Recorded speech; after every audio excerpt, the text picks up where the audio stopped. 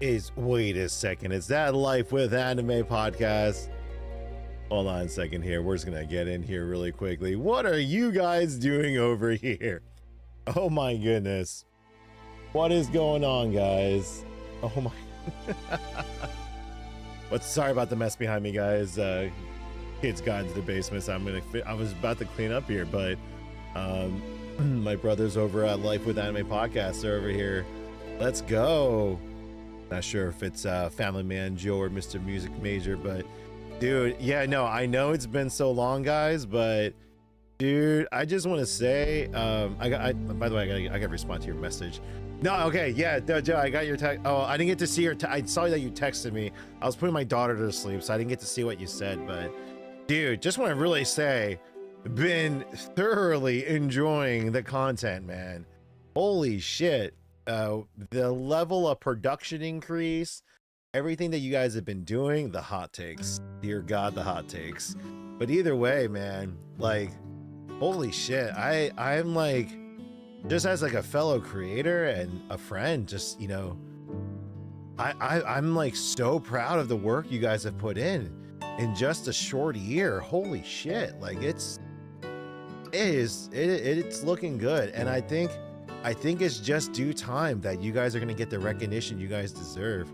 And I really hope it keeps popping off for you guys. So no, I know, I really sincerely mean that, man. It's just, for those of you just joining in, please, if you haven't already done so, please go follow Life with Anime podcast over on YouTube, Twitch, TikTok, as well as Instagram. You know, they're co-hosted by multiple talented people. They brought in, if you know, you guys know a lot of our mutuals, like you know, Tracy Allen's in there quite often giving his hot takes. But no, they are a group of individuals that have been really putting in the work in terms of not just the content, the live shows, but it's just everything. So no, dude, I'll get back to you on your text message, brother. So I appreciate you tuning in, man. Thank you. We definitely need to catch up. It's been far too long. But I'm glad that you have you know, the way you have gone, dude. So it's really awesome to see. Oh yes, I'm alive. Yeah, so I apologize for yesterday, guys. With my mother in Korea, watching the kids have become full thing during the weekends. No, this weekend just kind of threw us for a ringer, just with everything going on, and then just a late night. I kind of used the other day to actually catch up on work. I have a lot of accounting work to do for tax season, and my bookkeeper was like, hey, I was sitting there, I was like, you know, I was about to message her, and she messaged me. It's like, hey, I got some transactions you got to go ahead and process. I'm like, okay, 300 transactions. I'm like, now out of the several thousand that she's been working on, that's all right. So that was like the majority of my evening. I'm also in the middle of ordering the books and the games for the Final Fantasy VII Rebirth giveaway, guys. So working on that. Hopefully I'll have some good news for you guys this week, hopefully. So been working on it. No, and I figured out how to get the PlayStation Pro without breaking the bank. So we're gonna do that as well too. But it's just it's really good. It's really good seeing you guys. But no, today, what are we gonna do today? Again, sorry for the mess, children. But no, we are going to be reacting to the video that I mentioned the other day. Why Final Fantasy VII Rebirth didn't end, and how it didn't end how everyone expected, right? So if you guys don't already follow this group, the creator named SubTXT, that is the video that we will be reacting to. Maximilian dude also reacted to it, but I wanted to get, like, before I watched any of their videos, I wanted to watch it with you guys live here and react to it raw. So we're gonna work on that there. Let me just go ahead and get TikTok up and running. Victoria, what's going on? I'm not mad at anyone. I'm mad at myself. I've been streaming so late these days. I definitely gotta like, I'm trying to get into a proper rhythm. But just know this, guys, I'll just let you know this. For those of you who are lifetime members and investors who saw the recent video before before we do the year-end recap officially, if you see that, oh my goodness, Kay, I totally forgot to set Mina. We are doing this right now. Because I am a terrible friend. I promised Kay Insomnia cookie. And you know what? The beauty of Insomnia cookies is they're meant to be late night cookies, hence the name. And so we're gonna do this right now. Because I am a terrible friend and I need to do this now before I forget. By the way, I am seeing my doctor tomorrow to get me back onto my ADHD medicine, aka Adderall. I ran out of all of my medication, and it's because I lost my insurance, just because of because it just got way too expensive. And so, but I'm back on. We found a different plan, and we're back on it. So I have things to do. But let's go ahead and enter the address. Delivery. Oh, this is legit happening.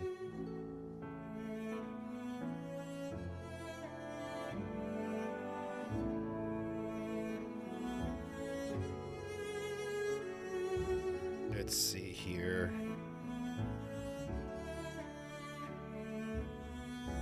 Copy address.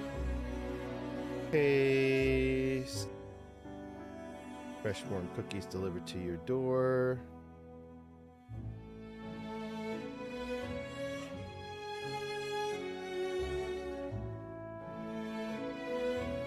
Uh-oh. There we go.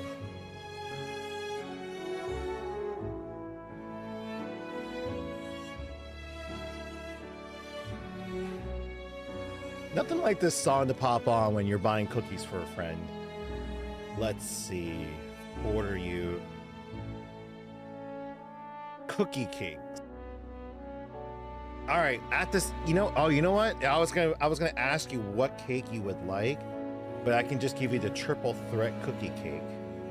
I just love you. All right, okay. Chocolate chunk. You can pick 3. Chocolate chunk, cookies and cream, oatmeal raisin, classic with M&Ms, double chocolate mint, double chocolate chunk, peanut butter, sugar, a snickerdoodle, or white chocolate macadamia. Okay, well, basic chocolate chip. Well, that's 1. You gotta pick the other 2. And then we gotta put in a birthday. Oh my god, I love these toppers. Sorry your day sucked. Have a cookie. A warm, delicious thanks. A cookie for a big win. Congrats. I was told to bring dessert. Bite me. Oh, here we go. I'll just do this. But okay, I need you to choose the other 2. They're in the, oh my gosh, they're in ad jail, and that's right. Can anyone give, like, we're still on our sub goal here, guys. Can we give sub K so we can get her out of ad jail? No, guys, it was Kay's birthday the other Friday, and the thing is, like, for the last 2 years that I've known her, I've fallen through in a lot of, like, just like, catching up, going out to eat, hanging out, doing this and so forth, just because I haven't been at the cons that she's been at, or I've been away. It's just been like I've been doing some other things. Goober G, what's going on? Crumble cookie order. No, I'm ordering an insomnia cookie cake for a friend of mine that I was supposed to order last Friday, and then yesterday and I completely forgot. And so trying to take care of her right now. Yeah, no, Lava Tech. By the way, guys, that's obviously a repost from 3 years ago now. The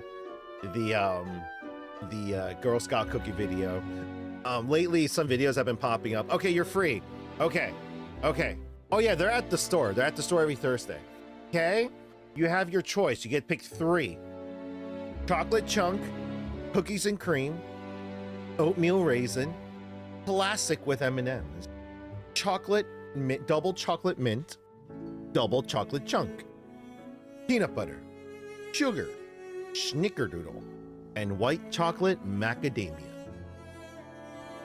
I'm assuming you want 1 chocolate chunk, but then you have 2 more to choose from. And then we'll get that going for here. Like, welcome to live. That's what I should start doing. Would you like to gift a friend an insomnia cookie, but you don't want to know it came from you? Let us take care of it for you. For 10 gift stubs, we'll go ahead and send a friend of yours for a cookie. Oh my gosh, that'd be hilarious. It's like you support me and your friend at the same time. It's actually not a really bad idea, actually. For the same $10, chocolate chunk, double chocolate chunk, and M&M. Oh my gosh, she is going to have a sugar high tonight. Jungle with the gift subs, let's go as always. Jungle, by the way, I'm waiting for your red frame to get restocked. Oh my gosh, emoji explosion. Ah! The staff accidentally sold the red frame and I'm just trying to get it back so I can send it over to you. I tried just buying it off Amazon because I was like, oh, you know what? I'll just buy full price and send it. But the lowest listing is like $600. I'm like, that kit's not $600. So we're gonna send it there. But no, oh, Jungle with the post. Oh my gosh. Of course, Kay. Of course. Kay, do you want some ice cream too? Actually, no, we can't do it. No, I'm on a tight budget. But we are going to. Seriously, Jungle, thank you for kicking off tonight with the 11 subs. Let's go. Delivery. This is a gift for someone else. First name K. The last name whatever.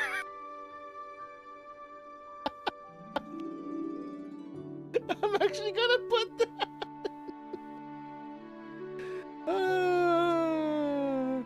You know what's funny? I actually don't have your last name on here. It's the thing is, guys, I don't really do last names because the way I have people on the phone is based on how I met you or I remember you. So just know that. Like Mei Ling will forever be Metal Gear, right? Metal Gear Mei Ling. But what's up, Mei Ling? Happy birthday. Hand it to you. Contact. Oh, they need my information.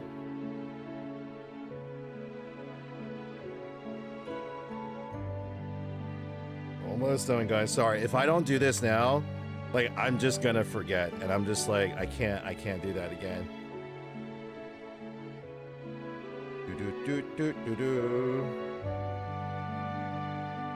The Apple Pay.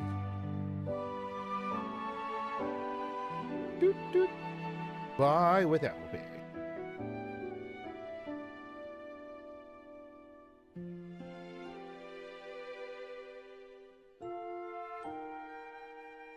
Sorry, I'm sending it out. And confirmed. All right, it's on its way. It is on its way. So, so chat really quick too for the Final Fantasy giveaway. So.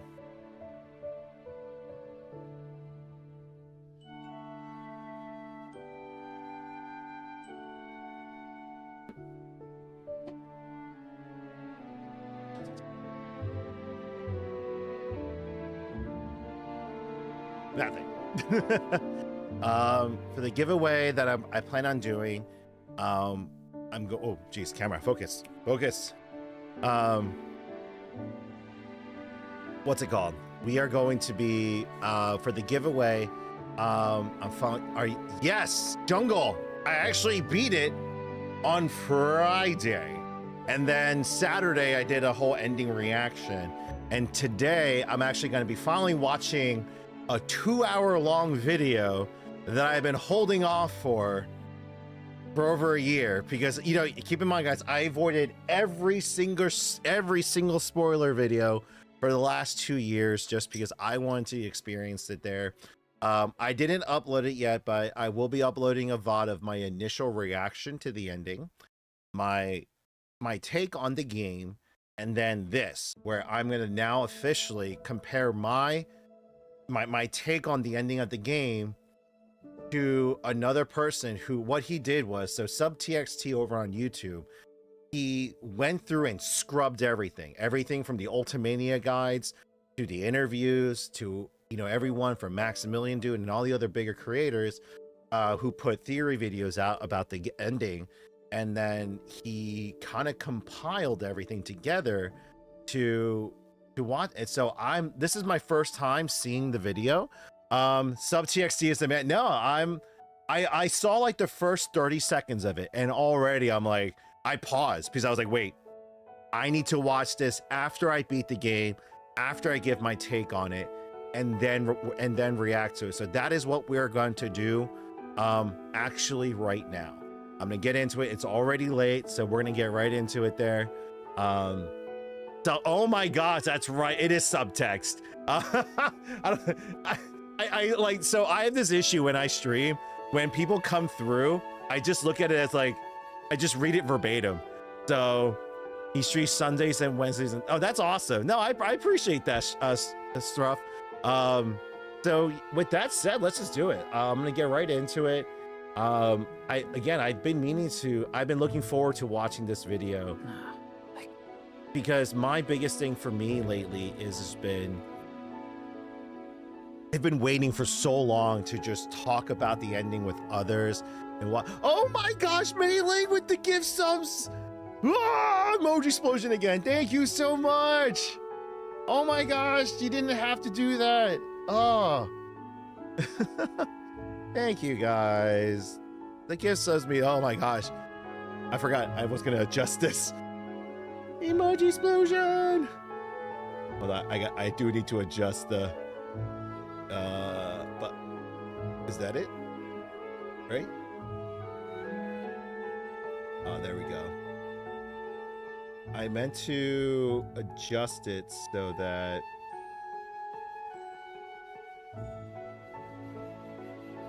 there we go. So it's not as like nah. We'll just leave it. I like the way it is. I like the emoji explosion. Yeah, no, you guys are 155 subs away from me doing a full Aerith stream. So, but just know that, as much as I want to get into and play some new games, Resident Evil Requiem is coming out later this month, which I have been requested to play, and so I will be playing that. But what I decided to do, guys, is I know I beat the game. Oh yes, it is Lunar, the remastered collection, Silver Star Story, and Eternal Blue. I've been wanting to play this, but I'm going to save this for the spring because the rest of this month, and aside from Resident Evil, you guys are gonna I'll put it this way. There's some things. Thursday State of Play, yo. If I'm glad I finally. The thing is, like last Friday, I was contemplating because 2 years into my playthrough. It took me 2 years, 330 hours to finally beat the game. And the reason why I finally just decided to go for it last Friday was I was like, what am I waiting for? I kept making excuse after excuse after excuse not to beat it. And so for me, I just went like, now I just need to do it because as soon as the end title is released, it's going to be spoiled for me. And then I also saw Dirge of Cerberus get announced for Ever Crisis, so I was just like, oh, there goes my brain theory again too. By the way, I'm gonna call it right now. You know, I'm gonna take bets. I'll take bets on the fact that we're gonna get a Zack and a Genesis reunion. Mark my words. Our boy Genesis is gonna be back one way or another, and it's gonna be a situation of like Cloud. It's like Cloud needs to go deal with Sephiroth and rebuild his memory and all that. That's like, it's like Lord of the Rings, right? The main fellowship, it's on its quest to Mount Doom and save the Middle Earth. And you just see the humans, right? You're like, but what about the elves and dwarves? What are they doing, right? And it's like, no, they weren't just sitting around doing nothing. No, they were fighting the Northern Front. They were fighting a whole entire war where they lost. Bam, it's gonna be that. And so what I'm thinking is gonna happen is we're gonna have a full ass circle moment that where Zack is dealing with the shit in Midgar, right? So we might do this flip-flop thing where he's going to be dealing with Deep Ground and Midgar, and we might get like a Vincent Zack team up, and him dealing with Weiss and Hojo, and even potentially either a good Genesis or Genesis on a revenge path, or Omega Weapon, or all the above, right? I don't know exactly how they're gonna do it, but I would just love to see it, right? Another thing too is, and you know, we'll see here, but if they bring in ties to Advent Children, quite literally, like in terms of like, you know, Cloud is calling upon, and this is where I was like, there's got to be there's a reference out there, right? And I was like, I totally forgot to mention, for those of you that watched Everything and Everywhere All at Once, right? The one with Michelle Yeoh, right? And Ke Huy Quan. It's just like that right there is kind of what I believe is going to be happening with Cloud later on, where he is tapping into the memories and power of the multiverse, of his past selves and everything so forth. So we might have a moment where like Sephiroth is fighting Cloud, and Cloud's just gonna be like Advent Children mode, and he's gonna be like, I thought I told you to stay in my dreams, and Sephiroth's gonna be like, oh shit. Right? So we will see, but so much Advent Children. Oh my gosh, yes, so much. Like Struff, like when I watched Advent Children after I just got to chapter 4 of Rebirth, I was like, oh my god, the ties. But even more so now. But with that said, I keep saying with that said. But I'm gonna leave it with this, guys, for those of you that need to tune out for the giveaway, because I need a little bit more time, because I actually want to make this an epic giveaway for you guys. So via the subs online sales that we are doing, by the way, if you guys want the new Perfect Grade new Gundams are at the store right now, so you guys can purchase some if you guys would like. But no, I actually want to go ahead and add more Play Archive figures for you guys. I actually want to give away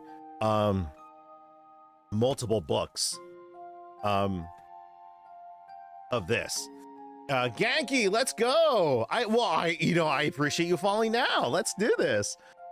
I actually want to do like a book reading club with you guys. So for those that aren't able to buy it, I actually want to see about, I'm going to be stimulating the Square Enix economy here, but giving out copies of the Ultimania guide and the book itself too, so that we could all read.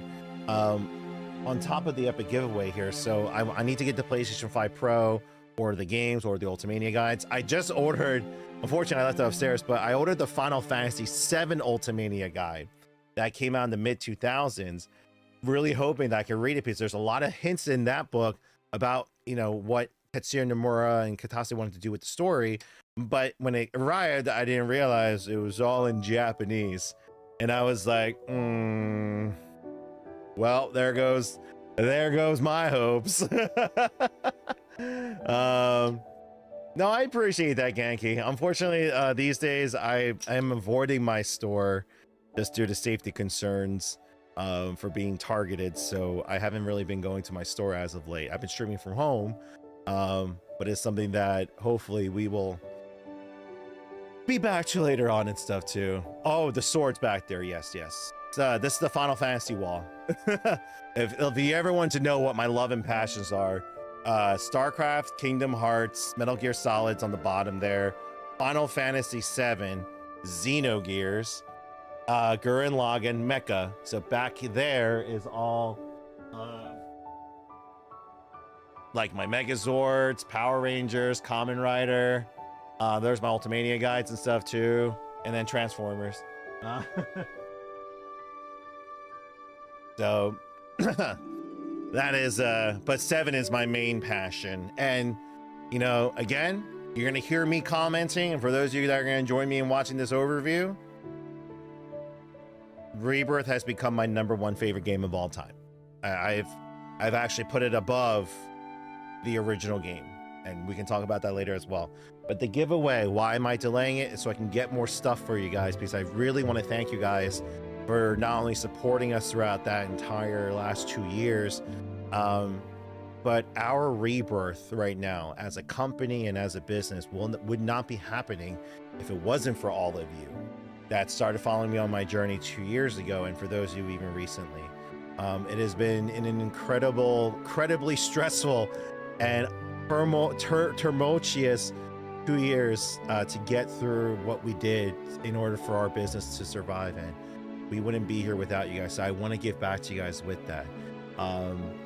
And one of the ways, I'll put it this way, I'm going to do my best not to talk about too much of the business stuff going forward, because there's just been, I need to focus on other things. But just for those of you who are investors and lifetime members, and even the just regular fans, you guys need to know I'm about to do a big move and deal right now, like a big refinancing deal, which will set us up for a good part of this year to really, like, it's not like fully like our full strength, but it's going to give me a fighting chance to actually hyper focus on rebuilding the business, our core, the website, bringing on an editor, and so forth, right? Like, I can finally start making the moves I've been wanting to. You will know if that deal went through is if I actually start playing 7 Rebirth hard mode. I'll be streaming and just playing more games with you guys, because after Rebirth was done, I actually need to start focusing on the business again, the website, making sales. But if things go the way I hope, you guys will see just by coming on and you're like, oh, he's playing through hard mode, I'm gonna go for the platinum trophy, and we're gonna talk more, and I might start playing Zeke with the resub, let's go, and we're gonna hit our sub goals. And I'll play Resident Evil, and then I'll go and play the OG 7. We'll go play Crisis Core Reunion. What's nice about my delay is that I can use this year to revisit all of Final Fantasy to get ready for the 30th anniversary. So if it does release early 2027, I'm ready to go. Like, I will have fully gone through the entire cycle with the books. I gotta put this back. Hold on.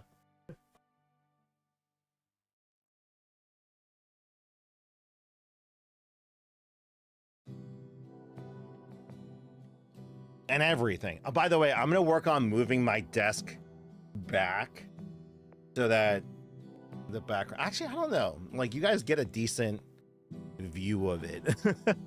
No, but it's just it's gonna be good. And I hope, by the way, our Cloud and Sephiroth statues should be from Prime 1 should be coming in this year as well too, so can't wait. I foolishly ordered that 2 years ago and been paying for it monthly since then, because we signed a contract and we are almost done. And so it's like, it was a bad decision then, but, and the thing is, they just announced Aerith and freaking Zach, so we need to get those two. But you guys will know. That'll be the sign that you guys know things are going good. With that said, though, let's do this. Let me go back into studio mode. This is not the store. I'm currently streaming from my house. So I apologize if it looks like otherwise, but I am currently at my house streaming. Let me just go ahead and prepare the video here. So let's do.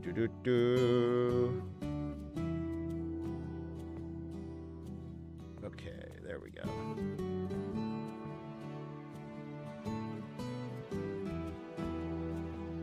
Tool Man, what's going on? All right, are you guys ready?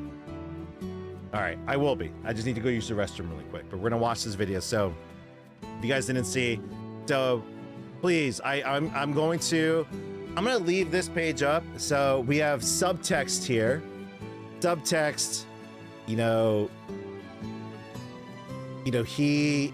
has made this epic 2-hour video that Maximilian dude reacted to, and I actually want to give the same praise by doing it as well too.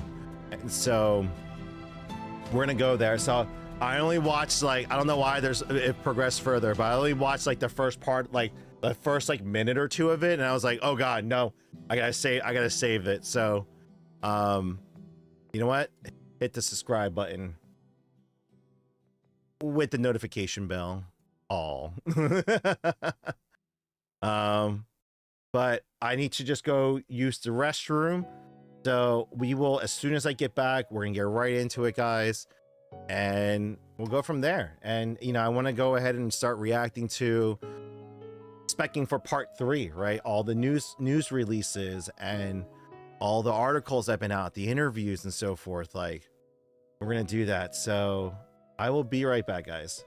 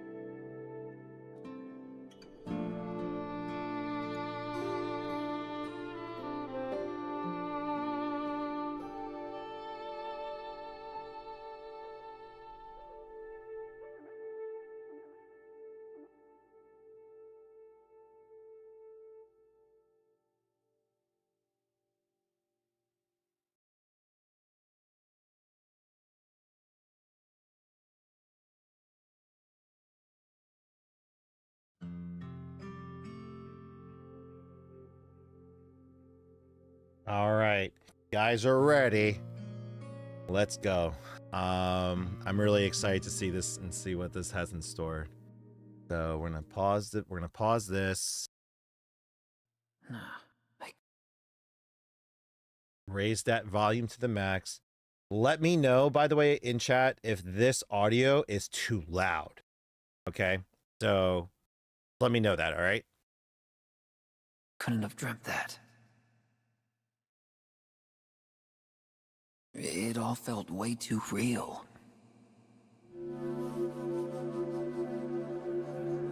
So really quick, I'm currently recording for the YouTube, the long form VOD. So for those of you joining in onto this video, I am reacting to, we're gonna go ahead and let me just back out really quick, to Subtext's video on, you know, his kind of compilation of the theories and information for Final Fantasy VII Rebirth. He compiled pretty much a lot of different interviews and Ultimania guys and so forth, and other YouTubers' takes on the video. And he kind of made this 2-hour long video just kind of like talking about it. So I really have no context other than that going into this, but shout out to Subtext. We're going to go ahead and link his channel in the bio. Sorry, in the information there. Please go ahead and give him a follow and subscribe. And let's just get right into it, guys. I've been looking forward to this. I finally beat the game after 2 years, after 330 hours. You know, I finally beat it. So like I've been, ever since I beat it for the last few days, I've just been in this, and now like, all right, all of the videos that I missed, I'm going to go now and watch because I completely missed everything. Right. And so I'm kind of glad. I'm put it this way. I'm kind of glad that I waited because there's just a plethora of content from the last 2 years that now I get to consume and just enjoy. So, so let's go ahead and react to his video. Nah, I couldn't have dreamt that. It all felt way too real. Yep. And again, I think the consensus is Zach has now reappeared into our world. Kat, just let me know if the game audio is too loud versus my voice. I can adjust it, but overall, Sephiroth, thank you for the sub. Let's go. By the way, love the name. Even though I named my daughter Aerith, it's okay.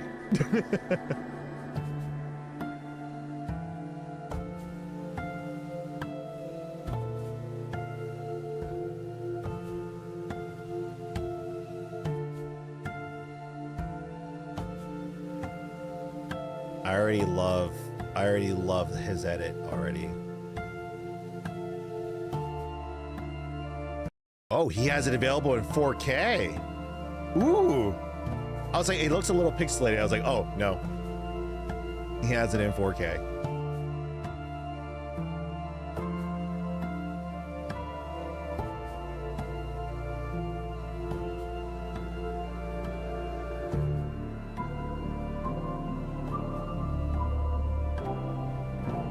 Oh, really quick to the commenter in my follow. Oh, your first time chat, Sephiroth. Let's go. On this channel, Subtext did a phenomenal job in this video. Hope you enjoy it. Sadly, I have to go to bed if the VOD is up. Oh, that's what he pulled out all. No, I really look forward to it. I know this is the first time you're joining us, but I'll be posting up my take on the game as well too. I have 3 videos I need to upload to YouTube that, you know, I hope you do consider watching over. And once again, my playthrough has been, I did a completionist run through. And so literally almost 80 hours of my playthrough was dedicated to just me theorizing after every single conversation, you know, finding the portrait of Dina and freaking Nanaki and Cosmo Canyon and talking about that history. And it's just been wonderful. So I'm already impressed with how this video is already looking.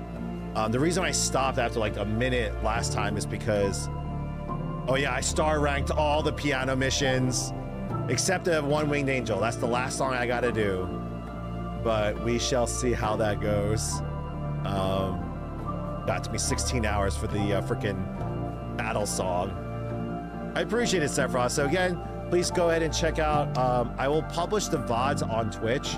I forgot I need to manually publish them all. But on YouTube, I'm gonna go ahead and upload them so you can watch them there. We are Gamers Heaven Andrew over on YouTube. But What really do you appreciate make it. of this, Cloud?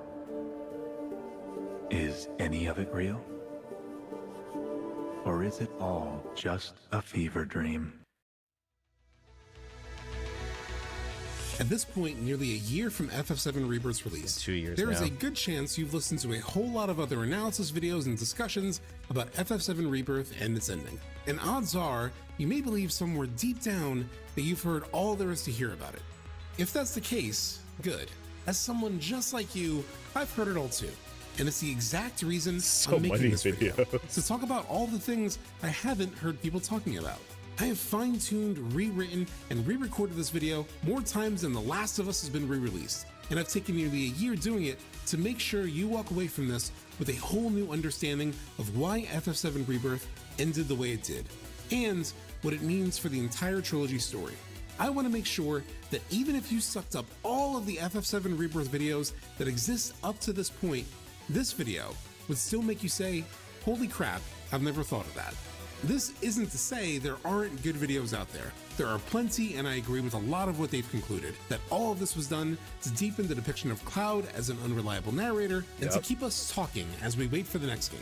To keep everyone speculating. He put a about what lot may of happen work in part into this 3. video. Yes, totally. My 100%. editing work is definitely like Moving on.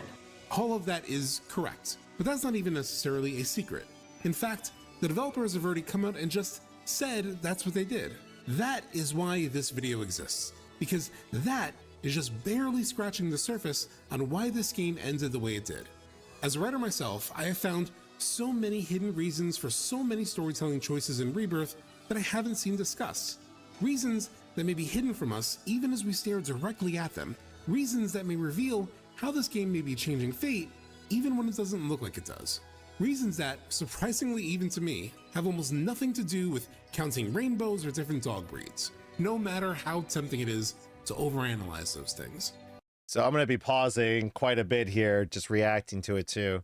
So I've said it through my playthrough, just going like, I'm watching this raw, like it's my raw reaction to this video. A lot of people, did hamper on, the stamp figures and the multiple timelines, but the way I always approached the game was, instead of looking at it from that perspective, looking at it as the planet and Sephiroth fighting to restore, the planet's fighting to restore fate, while Sephiroth is looking to rewrite fate. And so that is happening. So the actions that the planet takes versus what Sephiroth does and so forth, right? Like things like, why would they take Tifa on that into the live stream and show her those visions and everything? Why would they do that? It's something that is to help kickstart something that's supposed to happen later with the Medial scene, I think, and it's to have her attuned to the live stream more so than she ever did. Like she never really was, even throughout having children, she never really like had any acute sense to it. Right. But giving her that now, it's sort of like you're going to give some of Aerith's ability to Tifa because of her direct relationship with Cloud.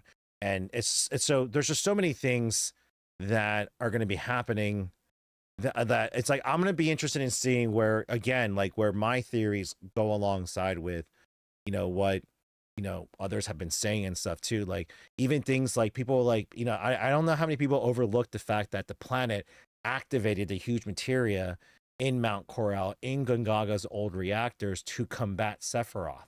Like, remember, weapons are created in the planet. The planet creates the weapons in order to counter a great threat to the planet. And so another action of them was to do that as well. So the truth is that there is a far bigger picture I haven't seen people talking about. And if there's anything I'm good at, it's catching things most people aren't talking about. I'm gonna find it. Here it is. So this was from Subtext on Twitter. This is a spoiler.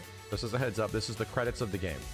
If you speed up every single cutscene, Subtext did his work. These specific scenes are the weird fucking scenes. Again, the weird scenes are the ones that are missing. That is the aim of this video. to give you a whole new that's perspective what he meant on not by only that. the story and its finer details, but also many of the big questions that surround this trilogy. Though the 2 hours might seem like a lot, I'm going to cover a lot of ground very quickly. Most topics last around 10 minutes each, with the first half of this video focusing on everything directly related to Rebirth, my feelings about the ending, whether this is all a sequel to the original or not, and some deep storytelling It's a theory sequel. that helps It's a sequel, answer ladies why and the gents. developers focus so heavily on the idea of changing fate in Remake, given that not much of fate seems to be changed by the end of Rebirth. The second half then focuses on the future, looking at the big themes of the entire Remake trilogy and how they may blend a lot of the new and old elements into one cohesive story in Part 3. And while this video is mostly about the big picture, the true starting point for all of that analysis was born out of spending months wrestling with my conflicting feelings about the ending. It didn't feel like the ending was good.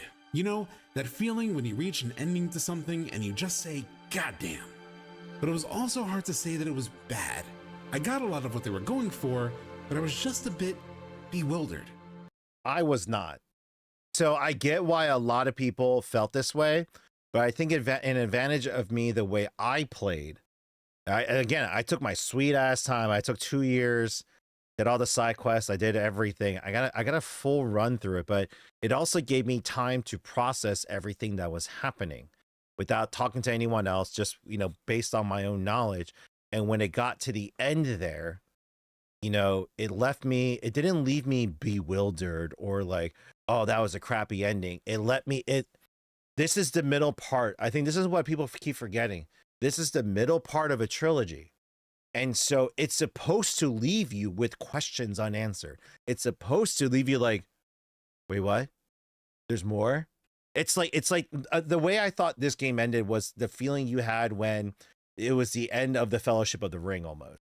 So I know this, you would compare it to the Two Towers, but in terms of like, when I first watched Lord of the Rings, I didn't know it was a trilogy. So when I watched Lord of the Rings with my dad, like the theater actually legit had an intermission because they had to change the film reel and stuff. And we watched it and I was like, man, they're really taking their sweet time getting to Mount Doom. Like, I hope we get to see this. And like, the Fellowship breaks apart and then Frodo and Sam go off on their own journey. I'm like, wait, that's the end of the movie? Is there not more? And I didn't know it was a book series back then. I was in middle school. I didn't know about this series. And so, but it was that sense of like, there's so much still yet to be told. And so it's just like, so it's just interesting. Like, I get why people feel that, but let me see what. So many questions on my mind. What As did they I just should. experience? What exactly happens? Why did they do it that way? And as the months have passed, I've had more time to digest it all. And in that process, I've gotten to do something that I love the Remake trilogy for. Something that is, in truth, the reason I started this whole YouTube thing. On this channel, my intention is to deconstruct the reasons why stories and games are told the way they are. A deep dive into the possible thoughts and intentions of the creative people behind it and what may be going on underneath the surface. An unpacking of the creative subtext, if you will, behind the creativity that we love and hate to debate. And I love that with his channel being subtext. And I really appreciate this video because I personally do not have the time to deep dive the writing material, the books and everything as much as I would like to in, my age these days. If it was like 20 years ago, I'd be diving into the books, right? But it's people like this that can do the research that I really do appreciate. Really quick shout out to Radcliffe for joining for the first time chat. Thank you very much. But that is because I, as a person, am obsessed with creativity. For the longest time, I wanted to be a screenwriter. And in the years since, I've built a different career in the creative arts. And in my time studying and then working professionally on creative projects, I've come to appreciate all of the thinking that goes into them, even when they don't fully work. That's because there is a real truth to the incredible monologue that comes from a critic toward the end of Ratatouille. what? In many ways, the work of a critic is easy. We risk very little, yet enjoy a position over those who offer up their work and themselves to our judgment. We thrive on negative criticism, which is fun to write and to read. But the bitter truth we critics must face is that in the grand scheme of things, the average piece of junk is probably more meaningful than our criticism designating it so. But there are times when a critic truly risks something, and that is in the discovery and defense of the new. The world is often unkind to new talent, new creations. The new needs friends. That's why this video isn't about telling you definitively whether FF7 Rebirth's ending was genius or garbage. That's for you to decide, and it's not really something I'm interested in doing. I appreciate that take. So I think what I'll do is instead of pausing after everything, he has his video segmented down, I think by every like 15 minutes. So I'll react to each segment, but I appreciate him acknowledging that, because a lot of the videos that I see, everyone is very heavily biased, and I am too. I'm not going to say I'm not. But for me, like after 2 years of playing this game and going on this journey, you know, and seeing all these titles, I didn't read the articles, but I kept seeing the titles of these articles and videos.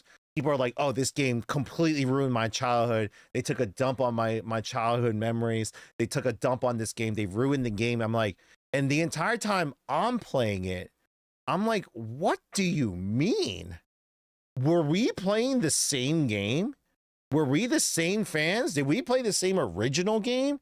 And I'm like, everything that they did, they almost perfected it. And I'm like again, for me, Rebirth has shot up to my #1 spot in the best game of all time. And I'm putting it not just my favorite in my personal rankings. I think this is the best game they ever made, you know, from multiple different factors. And so, but I'm like, at the same time, when I hear criticisms of the game, I'm all, you know, for me, it's like, it's not just, well, that's your opinion. Like I also, like, I fall in that category, but at the same time, I will agree with some people as well. It's like no person is ever going to be perfect, but you know, you pick and choose. So too. So instead, I'm interested in diving into the different dimensions of it and digging deep into things I haven't seen discussed about this ending.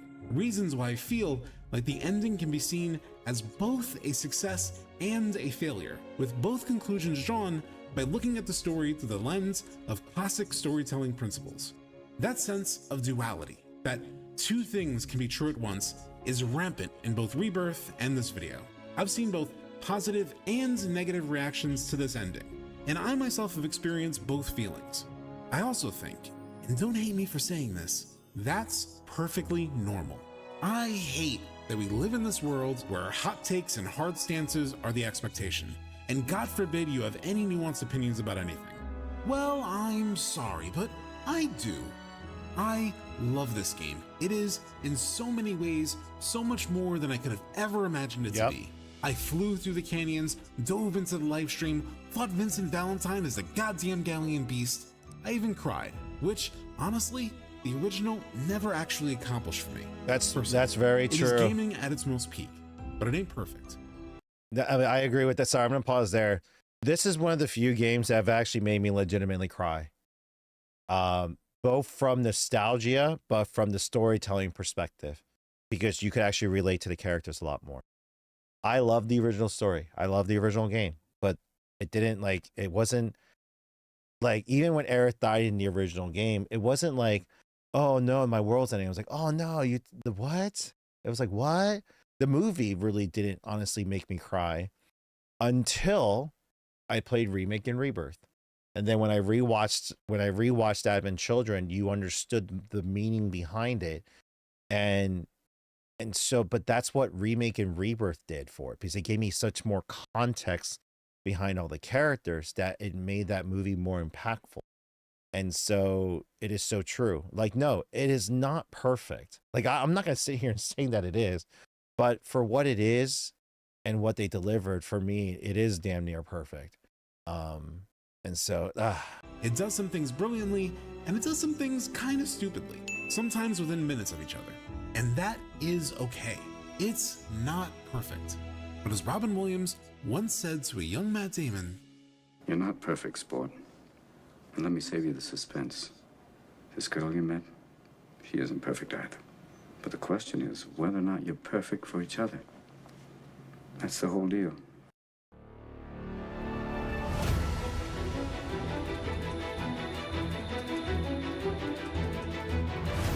I love that part, the fight against Nova.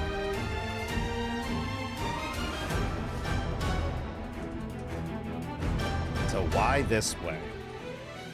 when I reached the credits of FF7 Rebirth, something happened inside me that didn't happen at the end of FF7 Remake. I was genuinely a bit disappointed. As much as I loved nearly the entire journey and was blown away by so much of the Rebirth experience as both a story and a video game, something about the ending left me feeling numb to it. I wasn't mad, I wasn't sad, I wasn't happy, I wasn't upset, I wasn't excited, I wasn't even very confused, at least in the moment. I just felt nothing. It felt like the game had just literally thrown everything at me. It gave me saving Aerith and losing her. It gave me Cloud and Zachary uniting and separating. It gave me a heartbreaking goodbye scene and a comforting farewell. And it did all of that in a breakneck, non-stop torrent of scenes where I was hopping into different worlds, flying through singularity gaps, seeing different versions of events at the same time, trying to decode everything being said by the most cryptic villain in gaming history, and getting into a multi-dimensional 14-phase boss fight with literally 12 different party combinations. Not to mention the fact that some of those party members may or may not have actually been alive. All of that was before a final series of scenes with shapeshifters and walking, talking dead people. It was a lot to take in. And if I'm being completely honest, I felt like the devs were cowards for it. Not to say I wanted Aerith to be saved, as I'll talk about later. I'm gonna do my best to just let him cook. But I didn't feel that way at the end. For me, it was, yes, it was a lot. You were blitzkrieg, but you were just like, what did they say? And it makes me want to go back and just put me into chaos mode in terms of like, it. Just like, again, this is a middle part of a trilogy. It got me questioning things. It got me wondering on where things are going. It put me into wonder mode about what's happening and where things are going. It got me excited even more for part 3, right? If you like, this perspective is valid in my opinion. If you come in, and again, I'm not saying that he is, like, there's obviously a 2-hour-long video of him like, of him like doing this, like, you know, critiquing even himself too. But it's, my thing is like, you need to go in with the understanding that it's not going to be a clear-cut ending. Again, it is a part of a trilogy. You're in the middle part of a trilogy. Usually that is like the climactic part of the, like in the story. And so there is going to be cliffhangers. It wouldn't be the middle game if there was no cliffhangers, right? If it was just a happy-go-lucky ending, I'll put it this way, remake set up Rebirth almost perfectly. And it's just like, it's just that there. But like, I was one of those people that I think my perspective is definitely skewed versus other people, not because of my fandom. Clearly, subtext, Maximilian, dude, everyone's the same way. They're super fans. But again, everyone beat it within the first few months of the game coming out. It took me 2 years to beat this game. 2 years, 330 hours doing everything and really just kind of like, I think that's why I have a different perspective, because I took my time to just, when a big thing happened, I didn't just move on. I stopped. I was like, wait a second, what just happened? Let's dissect that. Let's talk about what that means. Like Cosmo Canyon, I think I spent near goddamn 5 hours just afterwards, just being like, what did the Gi just reveal about the live stream and etc.? What are the ties between Purgatory World Aerith sleeping in the current world Aerith and Zack, and the ties and what the plan is doing? Like, but I think the way I did it was that the revelations that happened in chapter 13 and 14, they were still shocking to me. They still confused me, but it wasn't like blindside bitch slap to my face. It was just like, whoa, okay, you know, and then going there. So I think that's why I'm a little bit different there. So he gets to what you're talking about. Oh, Radcliffe, thank you very much for a first time chat coming in, man. But yeah, let's. So again, I'm gonna wait until the end of the segment. I will react. But because it came across like they were too afraid to make a real choice.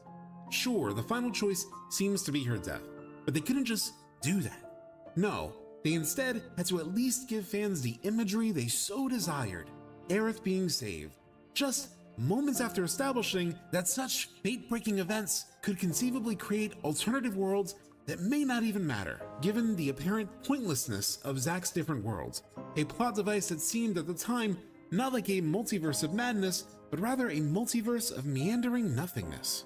In short, it felt like the creators didn't really make any choices and instead kept every possibility on the table, keeping Aerith around just in case fans rioted around her death and keeping Zack in the background until they could maybe finally do something impactful. I don't think that's what they did. And in that way, it didn't even feel like a cliffhanger. It felt like a cop-out, a way to throw every possibility and every emotion at us in an attempt to get us talking without providing any resolution.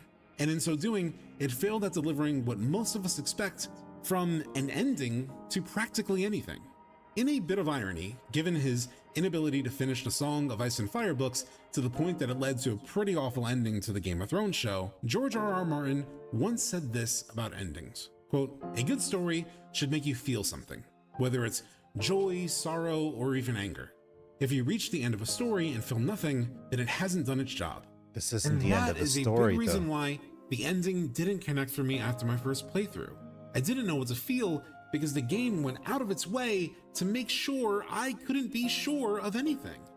My emotions were standing at the control panel, stumped as to what to do. And it's hard to know how you feel about an ending when you don't know what to feel.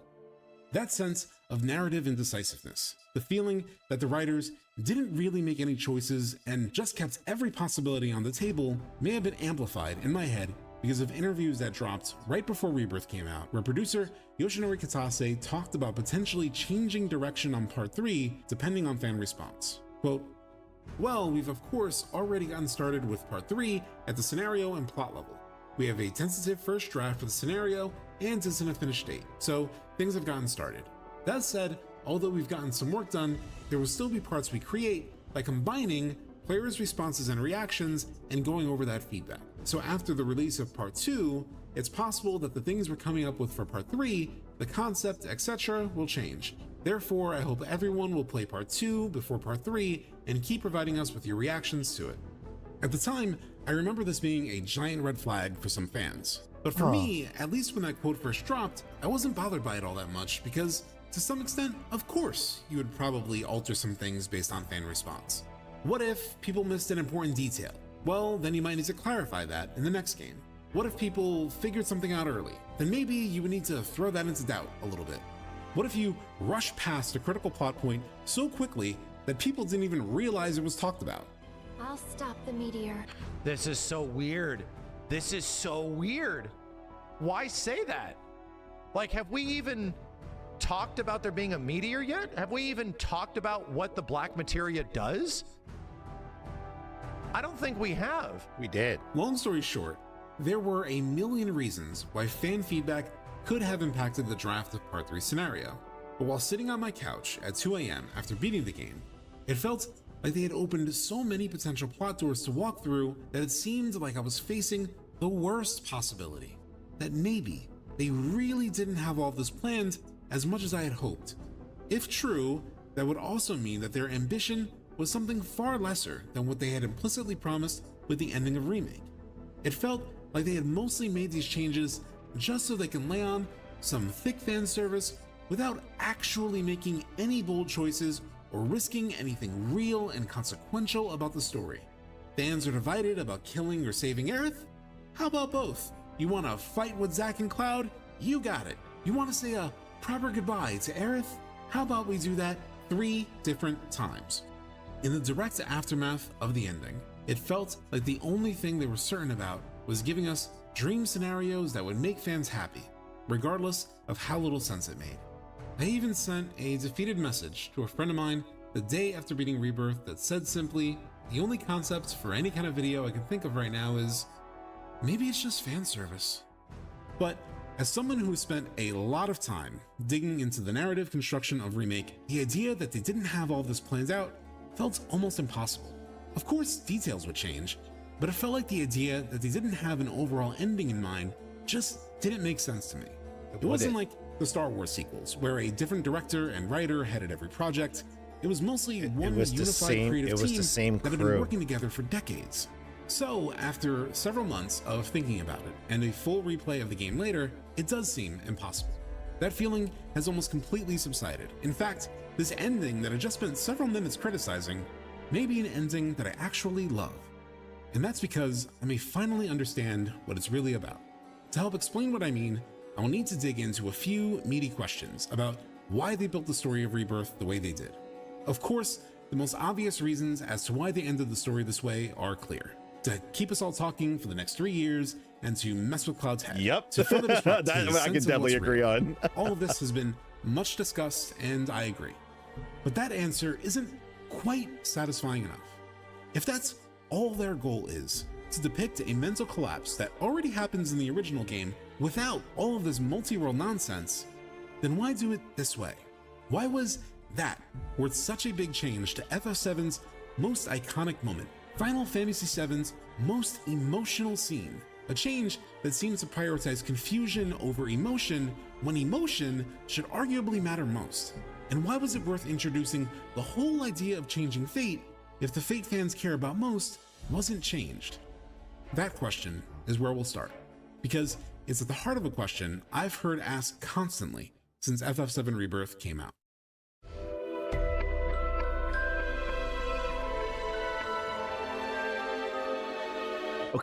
Okay, so before it goes into the next section here, I will say, let me just get back to. Okay, so I agree. So, like, this is where, like, you know, this is actually, I'm pretty bad at, like, in conversation. I've gotten better with it, just listening, right, instead of just reacting and stuff, right. And so I want to hear his full thought before I reacted to it. And so again, I mentioned right before that whole portion there, I think why everyone's opinion of the ending differed by the time they had their second playthrough, as well as sitting on the game, is because of that very reason. Everyone was so rushing to beat the game that they didn't take time to fully process and process and consume everything that was being given along the way. Right? It was just like even Remake. My second playthrough of Remake made a lot more sense because, you know, I had better context. And I, you know, again, my glasses were off. My fan glasses, my first reaction glasses were off. And I got to dissect it as the game was and really listen to the dialogue and so forth. For me, I've replayed scenes. I've rewatched cutscenes. For me, like, I kept analyzing each section as we went. So again, by the time I got to the end, I didn't have those questions that he said that he had. But he mentions that his second playthrough, it changed. And so again, I'm interested in seeing what he says, but I don't believe that it was a cop-out. It was all like I could see the argument for the fan servicing thing, right? But I didn't see it that way at all. Like, Aerith being there, like, you all knew she was going to die. It is an inflection point. It is something that is at the core for Cloud's, and this is the key thing for Sephiroth.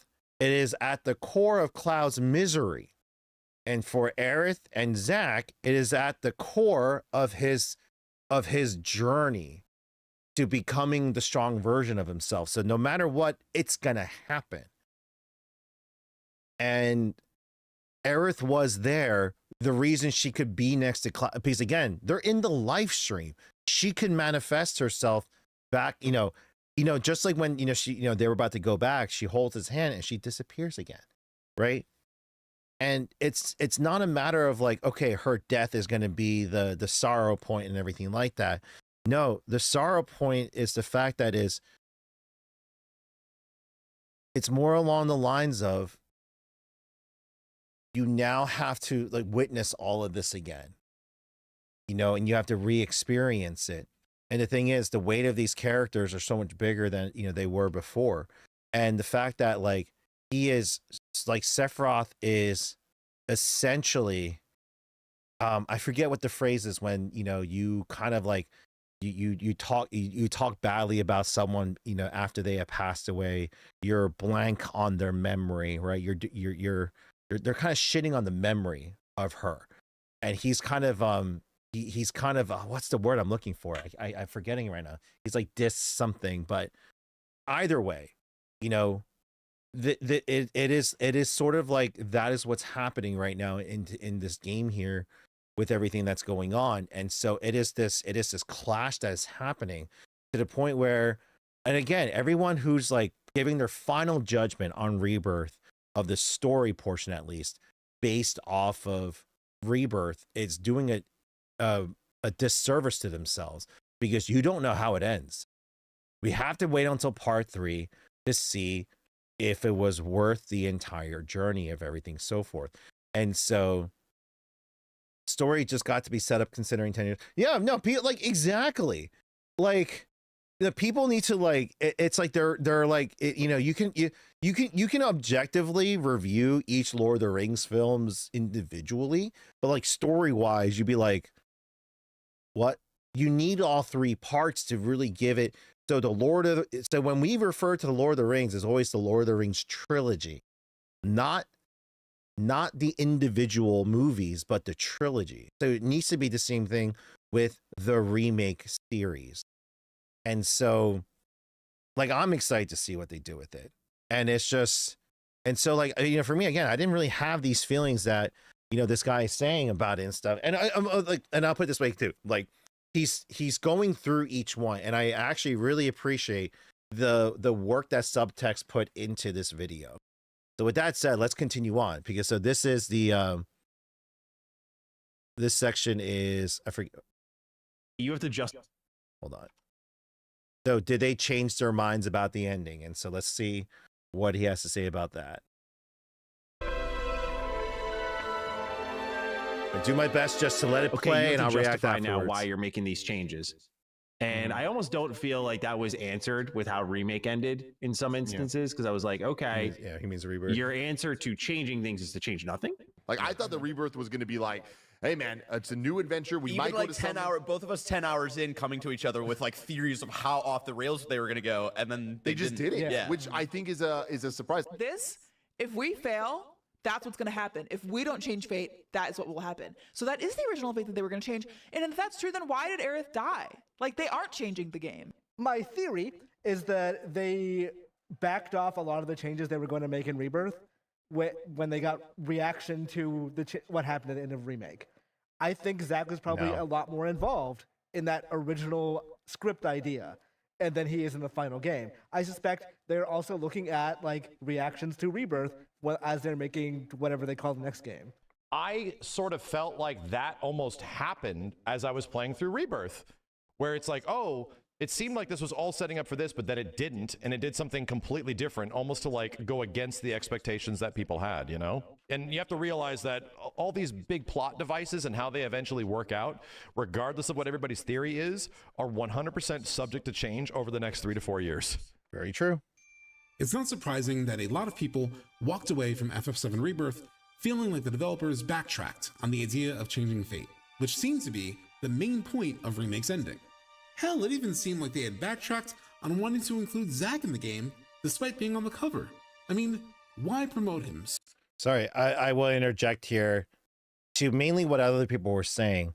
The way I thought, I didn't think they were going to drastically change the ending, because at the end of the day, what is the end? What is the end of Final Fantasy? It's either the end of the worlds or not. That is it. It is just those two possibilities. Does Sephiroth win or lose? That is it. That is the ending, right? And so the A to B route, that timeline is still going to happen, right? Everything afterwards is afterwards, but from here to there, that is still going to go and happen. But the whole point of it is for Sephiroth, he wants to win. And so he needs to butterfly effect changes in the timeline in order to, like, things still need to happen in order for him to accomplish his task. So he needs things to just be a bit different so that he can control Cloud. Sorry, like I'm definitely like tuning in when I shouldn't be. But it's just like, for those that didn't see my ending explained, for my take is, again, my whole take on what Sephiroth's been doing in this sequel is he's changing the events enough to change Cloud at his core to make him easily controllable, which is what he's been doing. He is making the multiple, not multiple personalities, but Cloud's suppression of memories and stuff even stronger than they've ever been before. And in the chaos in Cloud's mind, his broken mind, Sephiroth is easily able to slip in from time to time to fully control him. And he has. It's not Sephiroth completely, but it's its essence.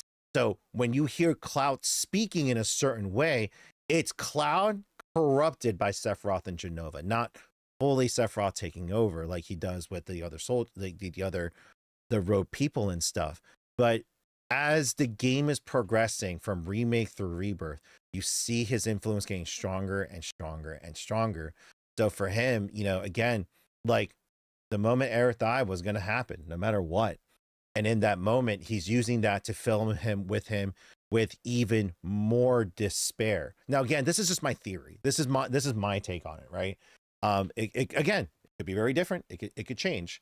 I suspect that the game was too big and nuanced and required too much time from these and vast majority of reviewers that many were irritated by that.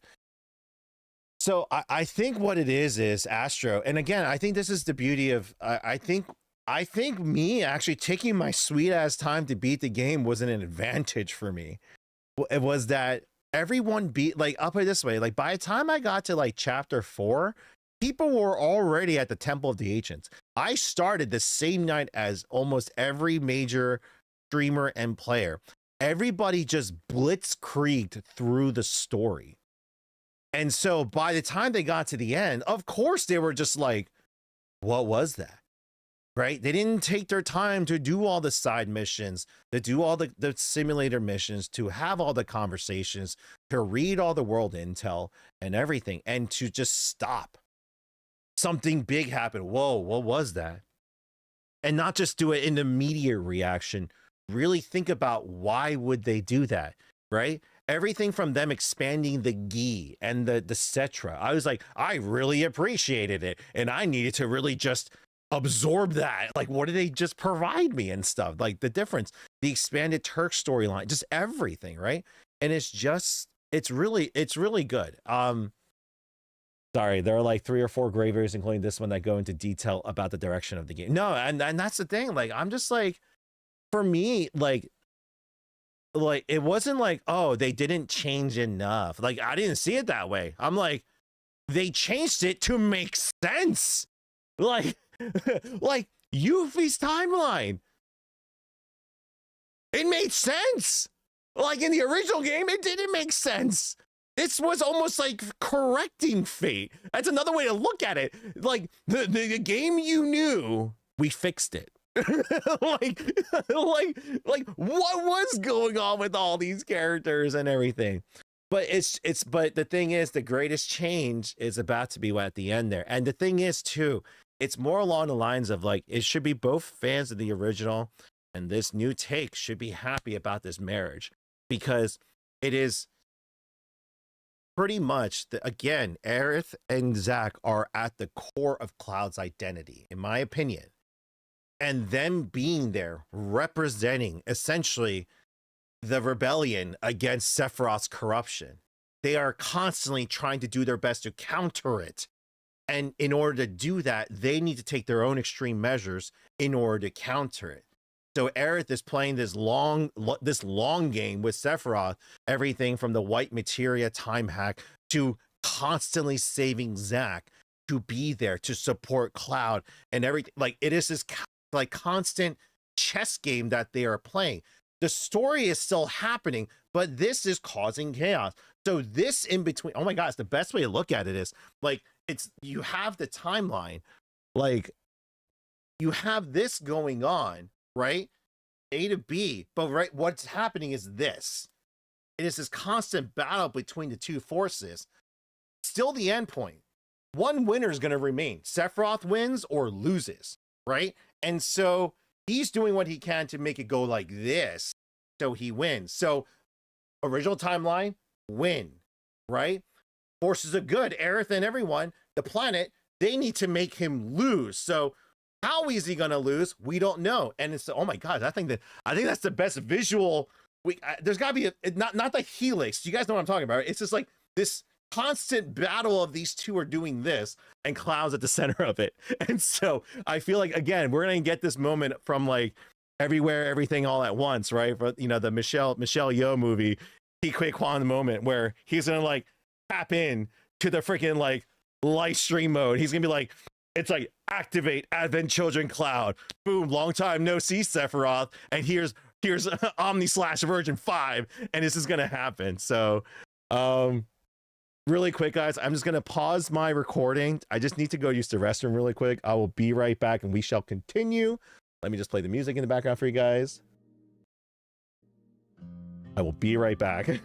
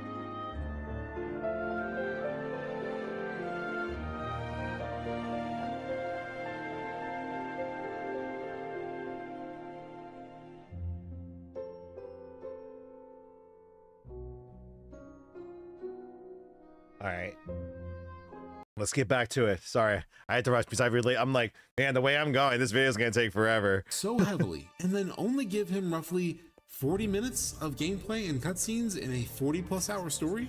In fact, before getting into the bigger fate question, let's start with Zack. If there was a decision to scale back his role in Rebirth, as I've seen a lot of fans speculate, then why put him on the cover? It's not like they revealed the cover very early in development and were locked into it. They revealed it just 5 months before release, and Nomura gave an entire logic to it that made Zack as equally as important as the other two cover stars. But even more noteworthy, in an interview with Game Informer in December, roughly 2.5 months from release, director Naoki Hamaguchi said this, quote, "We have used the character Zack to depict the combined view of writer Kazushiki Nojima, creator-director Tetsuya Nomura, and producer Yoshinori Kitase, the original creators, intents of how this world of Final Fantasy VII came to be, and its policies and rules governing this world. This is going to be depicted through the character of Zack. As much as the whispers within the story, Zack is an equally immensely important, crucial key character to this story that I believe fans will enjoy in Rebirth." Yes. With this quote, yes. just a couple of months from release, we find more evidence of the confusing dualities within Rebirth. The developers say he is an immensely important, crucial key character, yet he gets surprisingly little screen time and is practically ignored by Sephiroth more than once. You want a piece of me? No, not you. And I personally believe that's Sephiroth's fatal flaw. He doesn't see Zack as a serious threat, and that's a very, very bad move. What the hell happened to you?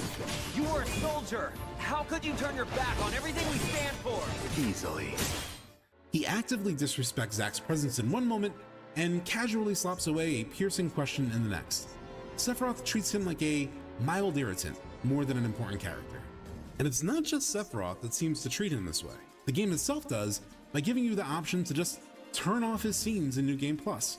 His presence doesn't seem all that important, yet it apparently is.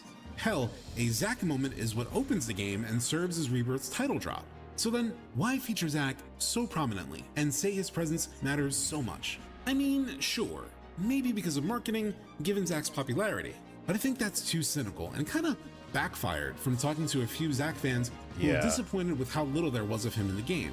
And if it were only for that, I don't think the game's director would call him an immensely important, crucial key character. Of course he'd hype him up, but that description goes a little far considering how much of the game he's in. I think the reason is because the developers are truly thinking about the entire 3-game experience of this story. There were multiple moments included in Remake that don't really make much sense until Rebirth. And it's because the developers are far more concerned with the full trilogy experience than the experience of each individual game. They're tying the whole story together than how they're handling the concept of changing fate. The idea was clearly on the minds of every player as they walked up the steps to the water altar, the setting of the most famous death in not only all of Final Fantasy, but perhaps all of gaming. And it's clear the developers wanted us thinking about it a lot. First, there was the marketing cycle. In the lead up to Rebirth's release, the developers clarified as early as September that the game would conclude at the Forgotten Capital, where, quote, the greatest fate of Final Fantasy VII awaits you. They did a global media tour saying, quote, the whole of the story of Rebirth is building up to that dramatic climax, and believed Aerith's fate would, quote, shock even the players who have played through the original scene multiple times. How do you think people are going to react to that scene? You know the one.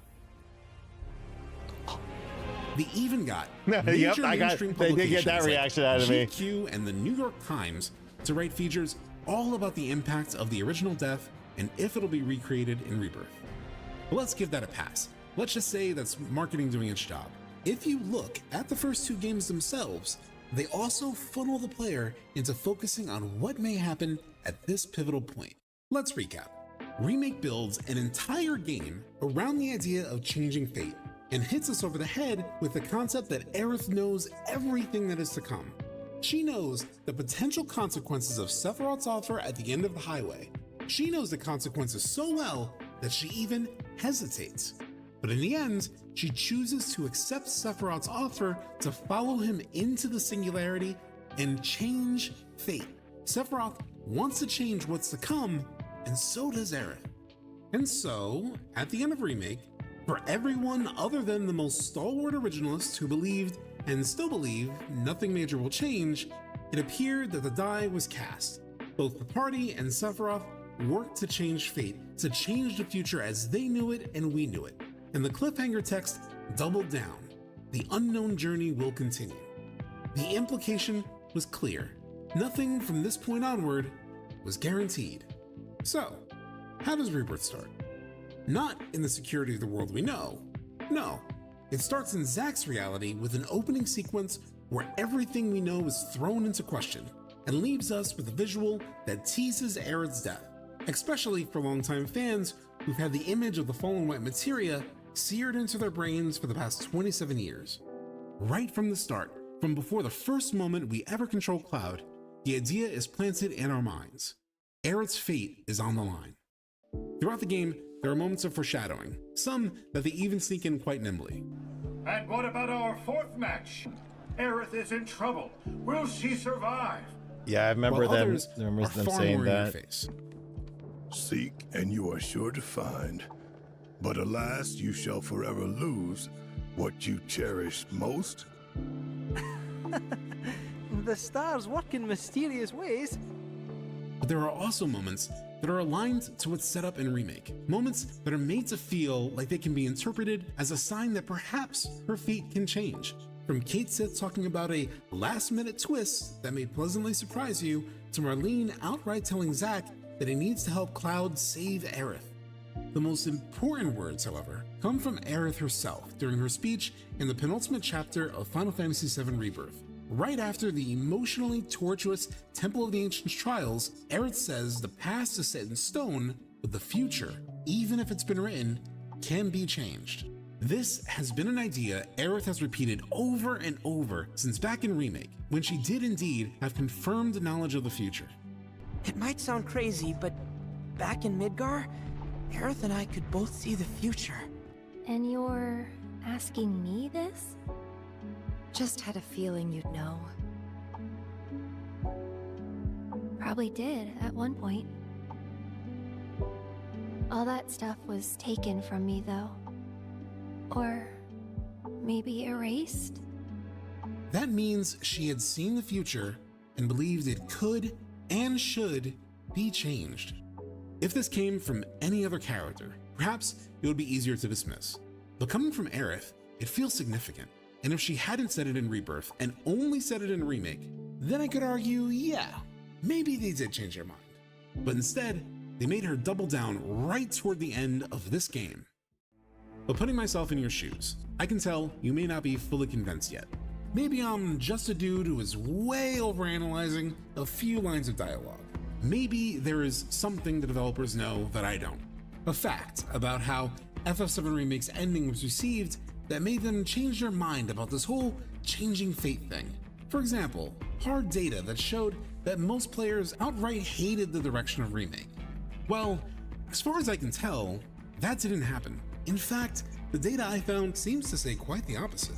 In one poll of Japanese players conducted by Famitsu in August 2020, 75% of players said they were, quote, very satisfied. I was very satisfied. I loved the remake. Said they were quite satisfied, adding up to a whopping 92% of players saying they were satisfied overall. In fact, only 4.3% indicated that they were at all unsatisfied by Remake. One of the player quotes noted by Famitsu demonstrated that Remake accomplished exactly what the devs were going for. Quote, before I played it, I did not want them to change anything. But when I actually played it, I found myself engrossed in the story. I had not been into something this much since playing FF7 as an elementary schooler. In another poll conducted by Final Fantasy Union, there were similar results with players scoring the overall game at an average of 4.45 out of 5, or 89%, almost 90%. And though scores for the ending were slightly lower, it still averaged out to effectively a 4 out of 5, almost 80%.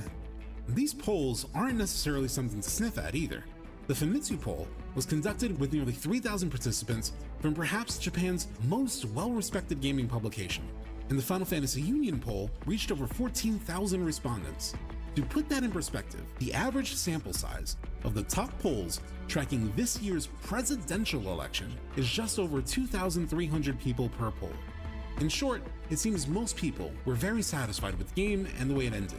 If anything, these results are a flashing green light, and it's fair to say that given one of the polls was done by a legitimate publication that does these kinds of surveys all the time, and the other had a sample size bigger than many small towns in America, it is highly unlikely that any research done by Square Enix themselves would have produced vastly different results. To top it all off, as I was in the middle of editing this video, the developers gave the clearest indication yet that they are still crafting the overall story. So before he finishes that point, you know, in terms of like, that, I think that's the bigger point that I think a lot of people didn't realize. A lot of people who are like, they wanted the original, and I get that. But when you played, if you played it right, in terms of just let yourself get engrossed in the story, you forget about the original game and you're paying attention to the story that they are telling you in front of you. And it's sort of like,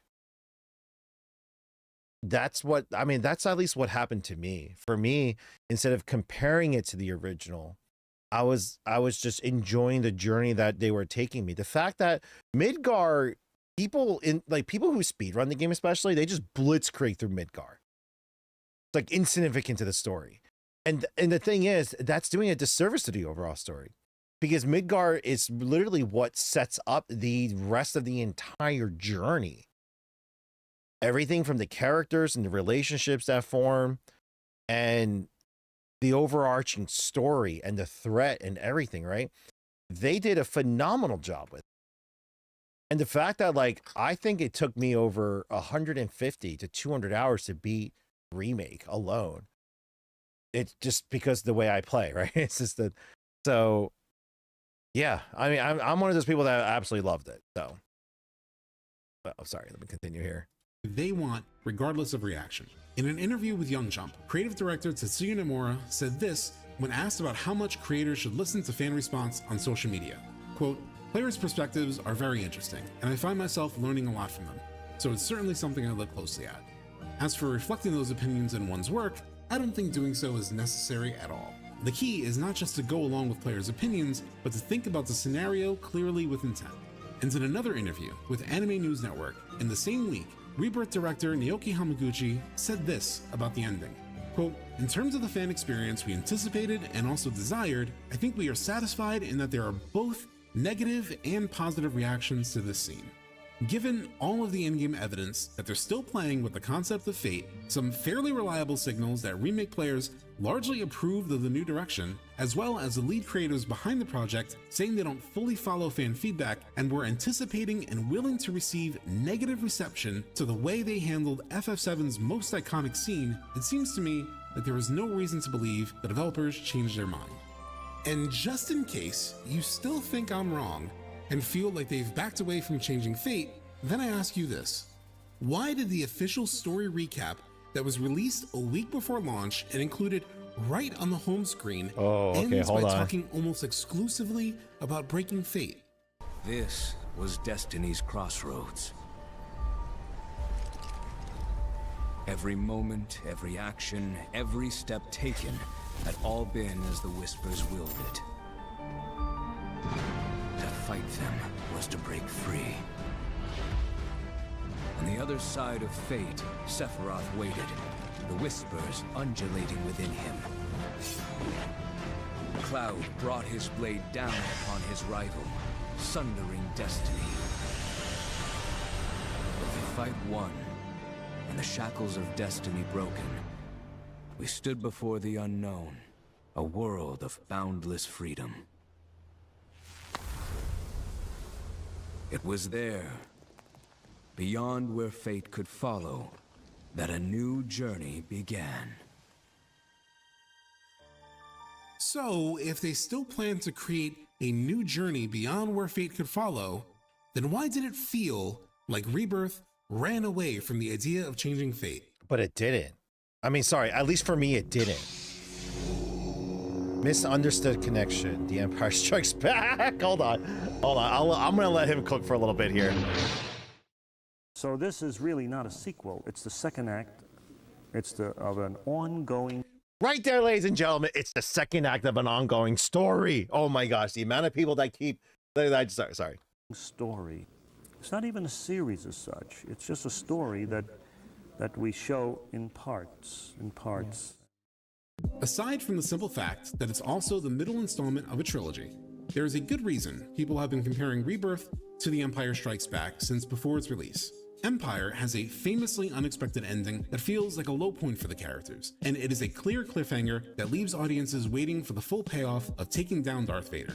Again, in case you aren't a big Star Wars fan, Empire Strikes Back constantly comes up as the top-rated Star Wars film among fans, and while I surprisingly couldn't find any poll about Star Wars endings, it's often listed among the best endings and usually comes out on top of most lists. So, given the similarities between the two, why isn't Rebirth's ending as revered as Empire's? Well, for one, when actually digging through the history, it turns out that the ending of The Empire Strikes Back wasn't as universally loved in 1980 as it is now. At the time, lots of critics gave it some pretty harsh criticism. The New York Times review led with the title, quote, "The Empire Strikes Back strikes a bland note," and said, "The Empire Strikes Back isn't even a complete narrative. It has no beginning or end. After approximately 2 hours, Han Solo, Leia, and Luke are no better off than they were at the beginning," which led them to conclude that it was, quote, "simply another chapter that appears to be continuing not onward and upward, but sideways." The Washington Post said it had, quote, "no plot structure, no character studies, let alone character development, and no emotional or philosophical point to make." Pauline Kael, Probably Wait, the most really? famous critic at the time was much more positive about it overall, but did critique that it felt weighed down as a quote, middle bridging film chained to an unresolved plot. This fairly widespread criticism. This is during was an such a era known that they element didn't. it became something reporters They didn't get asked used to fans having as they were waiting trilogies. in lines for the movie across the country. Think this is going to be as big as Star Wars?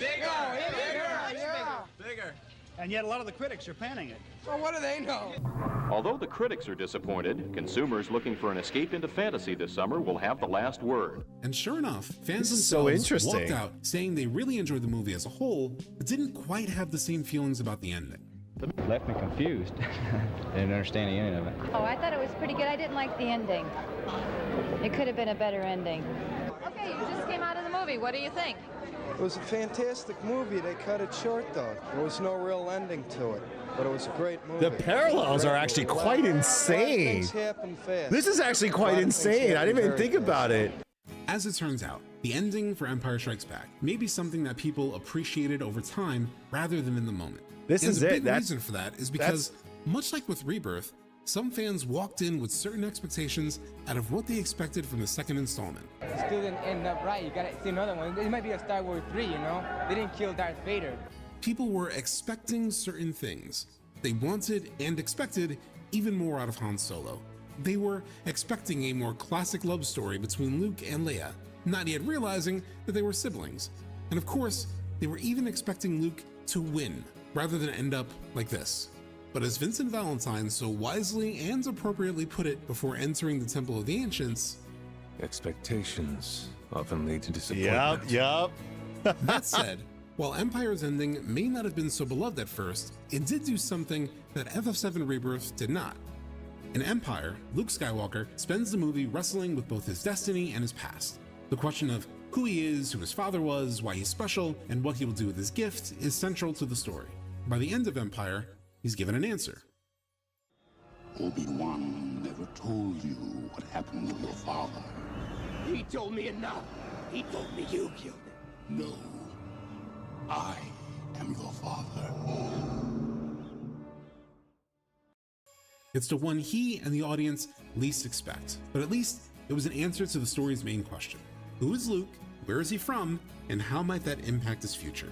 In Rebirth, the central question seems to be, as reiterated at the start of the game, middle of the game, end of the game, and even in the marketing, will Aerith live or die? And while there is seemingly an answer, it is one that is deliberately obscured. It is not as clean as this. Luke. Father. Son, come with me.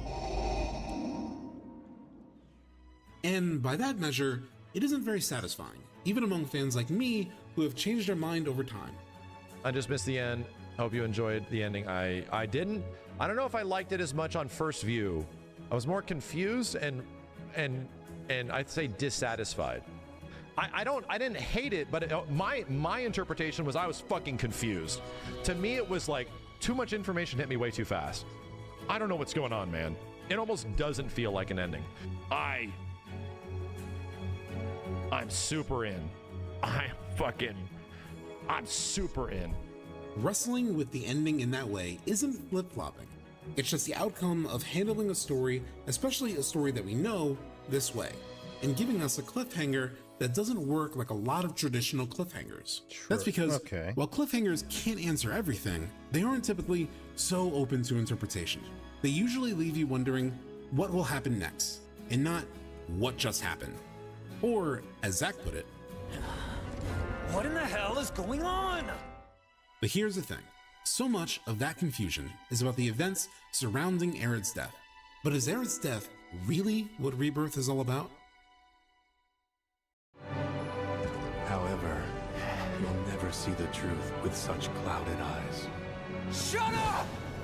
So before he goes on here, so this is I'm actually again, subtext, phenomenal job in your commentary and your writing. I don't know if you'll ever see this video, but I'm really enjoying his take on this. I'm gonna be interested in seeing where he goes with it. But for me, it wasn't about Aerith's fate or her death, in my opinion. I said it during my ending review, and that rebirth was really referring to the rebirth of a brand new fate and brand new timeline. So again, the example I gave earlier, where essentially, if I draw it out, you have the original FF7 to the end, right? So you have the original, like, you know, beginning to end, right? FF7 original to end, right? What Sephiroth is looking to do. Yes, Sephiroth. And then Aerith, right?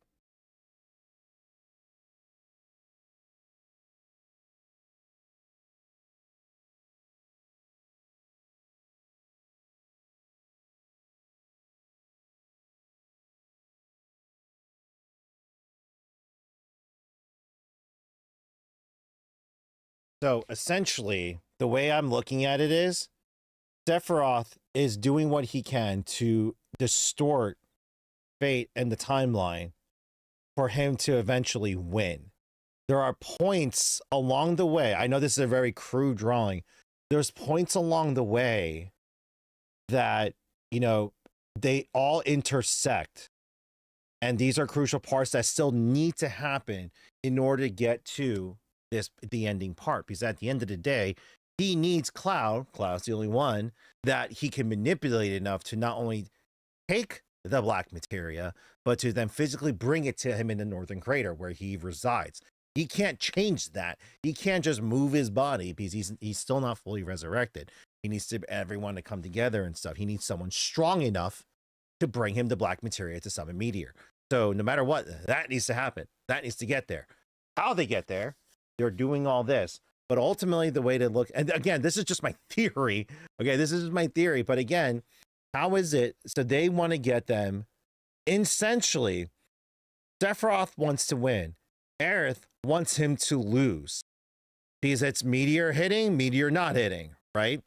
And so everything that they are both doing within the story, if you look at it from this perspective, not like it's surprising, it's shocking what is happening, but at the same time, it's not if you look at it from like that, right? And it makes sense that it feels like the overarching story is an ending, but it actually really is. Because ultimately, how we get to the end is going to be different, right? And it's just, you know, I think one of the key things for me was like, you know, he mentioned it earlier. He was like, Aerith, ultimately, like she knew, I'm the Aerith, right? She knew exactly what was supposed to happen and everything. But for her, she even says it to Cloud, don't fall in love with me, because she knows how it's going to end.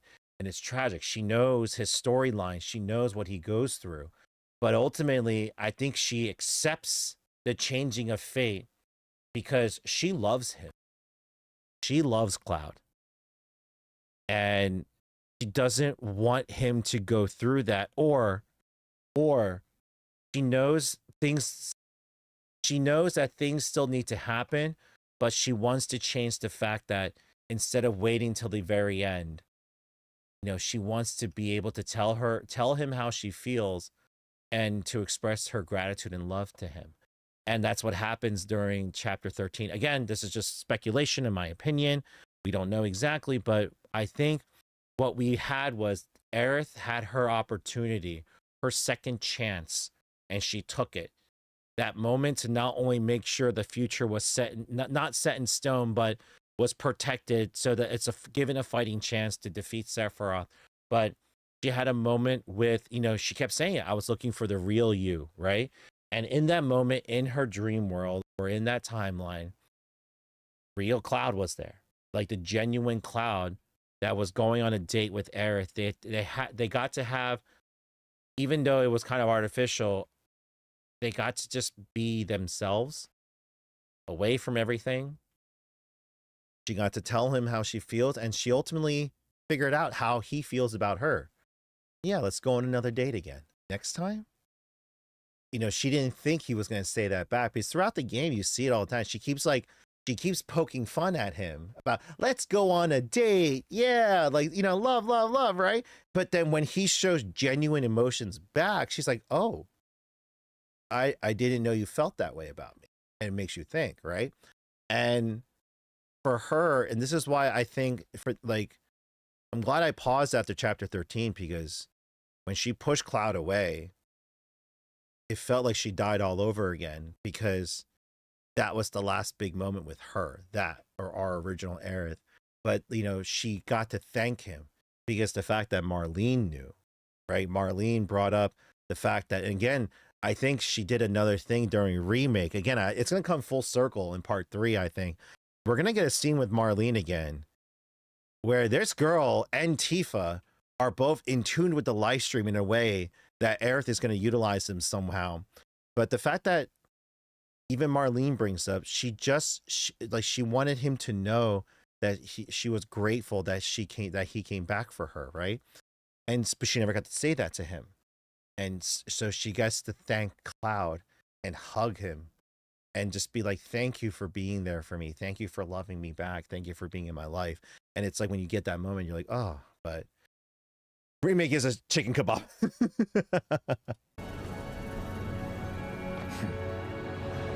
After all, you're just a puppet.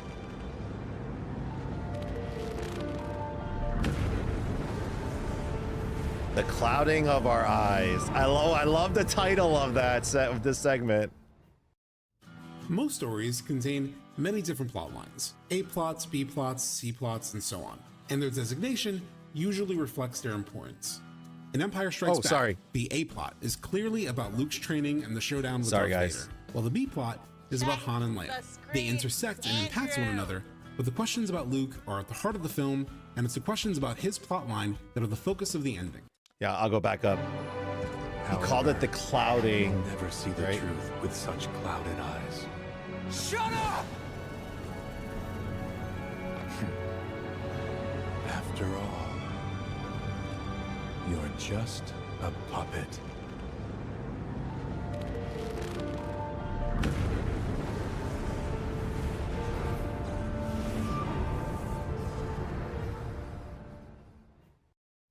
Most stories contain many different plot lines: A plots, B plots, C plots, and so on. And their designation usually reflects their importance. In Empire Strikes Back, the A plot is clearly about Luke's training and the showdown with Darth Vader, while the B plot is about Han and Leia. They intersect and impact one another, but the questions about Luke are at the heart of the film, and it's the questions about his plotline that are the focus of the ending. In Rebirth, the A plot starts out about Cloud, but seems to end up being equally about Aerith, despite the final scene truly being about Cloud's mental state. On paper, lead writer Nojima did the right thing. The true opening, minus the prologue, is a questioning of Cloud's memory, and the ending deepens that suspicion, going so far as to drive distrust and fear of Cloud's mental state, both in players and the party. But the larger meta story of Remake has shifted all of our focus as fans. We've become obsessed with the idea of changing fate, and for good reason. And so the hanging question over this trilogy has become, how will fate change? And the number one fate fans are concerned with doesn't really have to do with Cloud. In the long run, he'll be fine. He may be depressed for a couple of years, but he'll be fine. He'll be fine. It isn't really even about the end of the game. Sure, stopping Sephiroth and the meteor in the same way comes with some unintended side effects, but it's eventually dealt with and everyone is cured. No, the main concern is with Aerith. With her fate already on our mind since the end of Remake, and with so much build up to the final moment that includes an all-out assault of foreshadowing, multiple goodbyes, a seemingly omniscient Sephiroth hinting that he knows what he's about to do, and a literal pause in the action for the game to say, yeah, that shit's coming. We finally reach the altar, and what do we get? Fate isn't changed.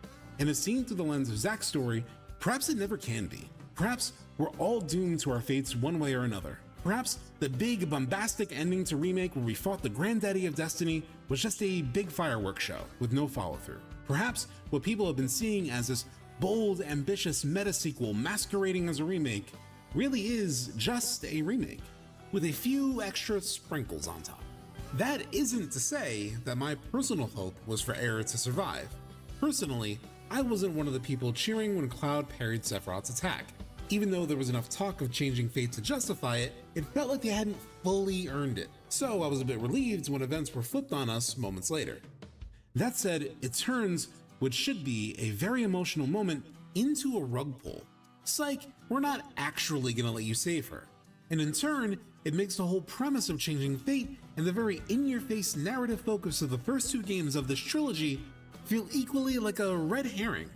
And while many people, including me, believe the truth will come back around in Part 3 for a big reveal that impacts the primary plotline, the Cloud-censored A-plot, it will simply do so in ways that will lead to a similar, if somewhat different, mental breakdown for Cloud, just as he experienced in the original. At this very moment in time, that makes it feel like all of the new stuff that has driven so much conversation and excitement for nearly half a decade has been much ado about nothing. Sephiroth and Aerith knowing the future in ways they never did in the original, Cloud remembering Zack, Zack appearing to survive, Tifa falling into the life stream, all of the conversations about changing fate, the literal creation of new worlds upon breaking fate, self-aware references to Advent Children, all are just in service of keeping us fans on our toes while adding a bit of perspective to original plot points. In fairness, that is what the developers have said is the purpose of all of this. But if you're like me, that feels like an underwhelming payoff to all of this potential, and it feels intuitively like some kind of betrayal of the way stories are supposed to work, even if you can't quite put your finger on exactly the reason why. If you feel that way, it's for good reason. And so let's break down the real question this video has been building to. If I'm right that the developers didn't change their mind about changing fate, then why did Rebirth end the way it did, with Aerith still dying? Why did they create the world's most obvious Chekhov's gun if there was no plan to fire it when it would have seemingly mattered most?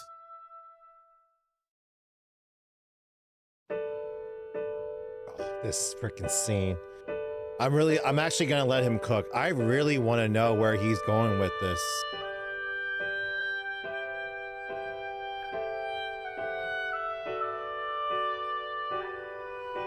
That was such a crucial scene in especially after Rebirth.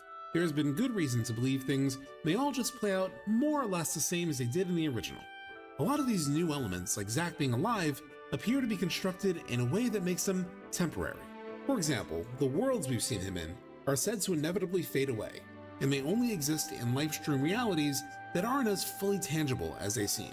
So much so that he doesn't even appear in the pause menu while he's in your party at the end of the game. I didn't see that. Remake and Rebirth have been awash in Advent Children imagery, moments, references, and even music. Perhaps they are all just knowing nods to longtime fans and not evidence that the events of the remake trilogy are a direct consequence of those future events. Just so everyone watching this is fully caught up to speed, there has been a long-running theory that FF7 Remake is effectively a sequel to the original compilation of Final Fantasy VII. This is based on the clear evidence that Sephiroth and Aerith in the remake trilogy are working with knowledge of future events, which didn't happen in the original. I mean, perhaps Sephiroth knew some things, as he seemed to indicate at the Temple of the Ancients in the OG, but there wasn't any evidence Aerith did. In fact, Tifa even refutes that notion later in the game. Because of that, interviewers for the past 4 years have been asking the developers how the remake trilogy will connect to Advent Children, and the developers have used some shifty language. Well, I in didn't an hear interview this. with The Guardian in 2023, creative director Tetsuya Nomura said, quote, "If you play right through to the end, it will link up to Advent Children, so you don't need to worry about that." And in a bit of interesting... What? What? Advent Children fans will be well catered for. Hold on a second. I didn't know about any of this. If you play right through the end of it, it will link up with Advent Children, so you don't need to. What?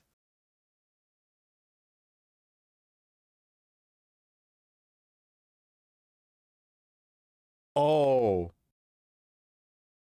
I'm into. Oh, wait. Well, okay. Editorializing, the newspaper noted that he said this with, quote, "a knowing smile." A smile. In an interview a couple of months later with Eurogamer, producer Yoshinori Kitase said this: "The overall storyline, the developments, will not go wildly out in a way that will not add up to Advent Children in the end. I don't think anyone wanted that. That's not what we're looking to create here." Interestingly enough, neither of those interviews stopped the speculation amongst fans, especially theory crafters, who pointed out that Remake technically already linked up to Advent Children. In the final chapter of Remake, it was did. already confirmed by the devs that the party fought the 3 Advent children, who were described in the enemy intel as, quote, an entity from a future timeline that is manifested in the present day. It fights with a sword to protect the future that gave shape to it. So not only did it seem like Sephiroth knew the future, but literal future entities from Advent children showed up in order to, quote, protect the future that gave shape to it. So even within the canon of Remake, Advent children happened in the future. It had to have happened in order to actively protect itself. Not only that, but every future scene shown during the Whisper Harbinger fight was ripped right out of Advent children. Even the scenes that were technically in the original were represented by their Advent children version. Yeah, that's what I thought. It was the Advent children animations. Up with AC. But it didn't mean that it would still literally lead up to it within the same chronology. After all, the Whispers fought to protect the future, and we fought to change that future. It's a compelling argument, but the reason there has been so much disagreement among fans is that there has continued to be evidence pointing toward the opposite belief, coming directly from the developers themselves. In the behind-the-scenes featurette before the theatrical re-release of Advent Children, Katase said something that sounded like the strongest bit of evidence that Advent Children might actually still follow the remake trilogy. Advent Children itself depicts the world after the original FF7, but the remake project essentially also follows the major elements of the story of the original FF7. So timeline-wise, Advent Children's story should be positioned as one just beyond the story within the remake project. That mention about where Advent Children sits along the timeline has been, so far, the most damning evidence that perhaps it still does come after the events of the remake trilogy, which would mean this whole remake fiasco won't change fate and everything will essentially play out the same way. And given how things in Rebirth more or less played out the same as they did in the original, and everything so far seems to be building toward Cloud just losing his mind once again, it would appear that the cards are stacked very differently as we sit here post-Rebirth compared to how things seem to be at the end of Remake. In 2020, it really felt, to a lot of fans, like they were going to go wildly off script in Rebirth. And while there were some wild moments for sure, most things played out essentially the same. And when looking back on everything the devs have said, it feels like maybe they weren't trying to pull the wool over our eyes or misdirect us. Maybe they just really wanted to, quote, introduce new mysteries without straying from the original, as they've said repeatedly. Yet, something about that hasn't felt right to me. And I know, the odds are stacked against me, and I just outlined exactly how against me they are. But so many moments in Rebirth feel written as if to lead up to a new grand conclusion to the trilogy. You may be thinking that such a belief is coming from a place of personal preference, and I'm sure some of it is. But I'm also someone who has repeatedly said that I think the FF7 Remake trilogy will be more like the original than most assume, even in the days leading up to Rebirth. Yet, I do believe that given how much they have set up changing fate, they have to meaningfully pay off not only that premise from Remake, but all of the beautifully crafted moments in Rebirth that seem indicative of a story that will go beyond the bounds of the original. For instance, big parts of FF7 sequel fiction seem to have happened in Rebirth. In the book On the Way to a Smile, Aerith continues to live on in the lifestream and describes wanting to get in touch with Cloud in order to warn him of Sephiroth's plans. As the book put it, she tried to think of some way to warn Cloud. As she pondered the problem, all of the other things she couldn't tell him rose anew in her spirit, vivid as life. There was also so much she wanted to tell him, but she never had known what to say or how. She hadn't troubled herself over this for a long time, and eventually she decided there was no point in thinking about it now either, unless she found a way to talk to him. And a bit later it continued, quote, she had seen what she needed to see, a glimpse of Sephiroth's intentions. He would begin by using others to act where he could not. Should she do the same? No, she thought. Even if that's possible, I don't want to appear before Cloud as someone else. I want him to see me as he knows me. Aerith's dream date in Rebirth feels like the ultimate manifestation of that dream. And as we know from the Cosmo Canyon NPC, these worlds are likely created from the unrealized dreams that linger in the lifestream. I've been reading a bunch of theories about this So hold on a second.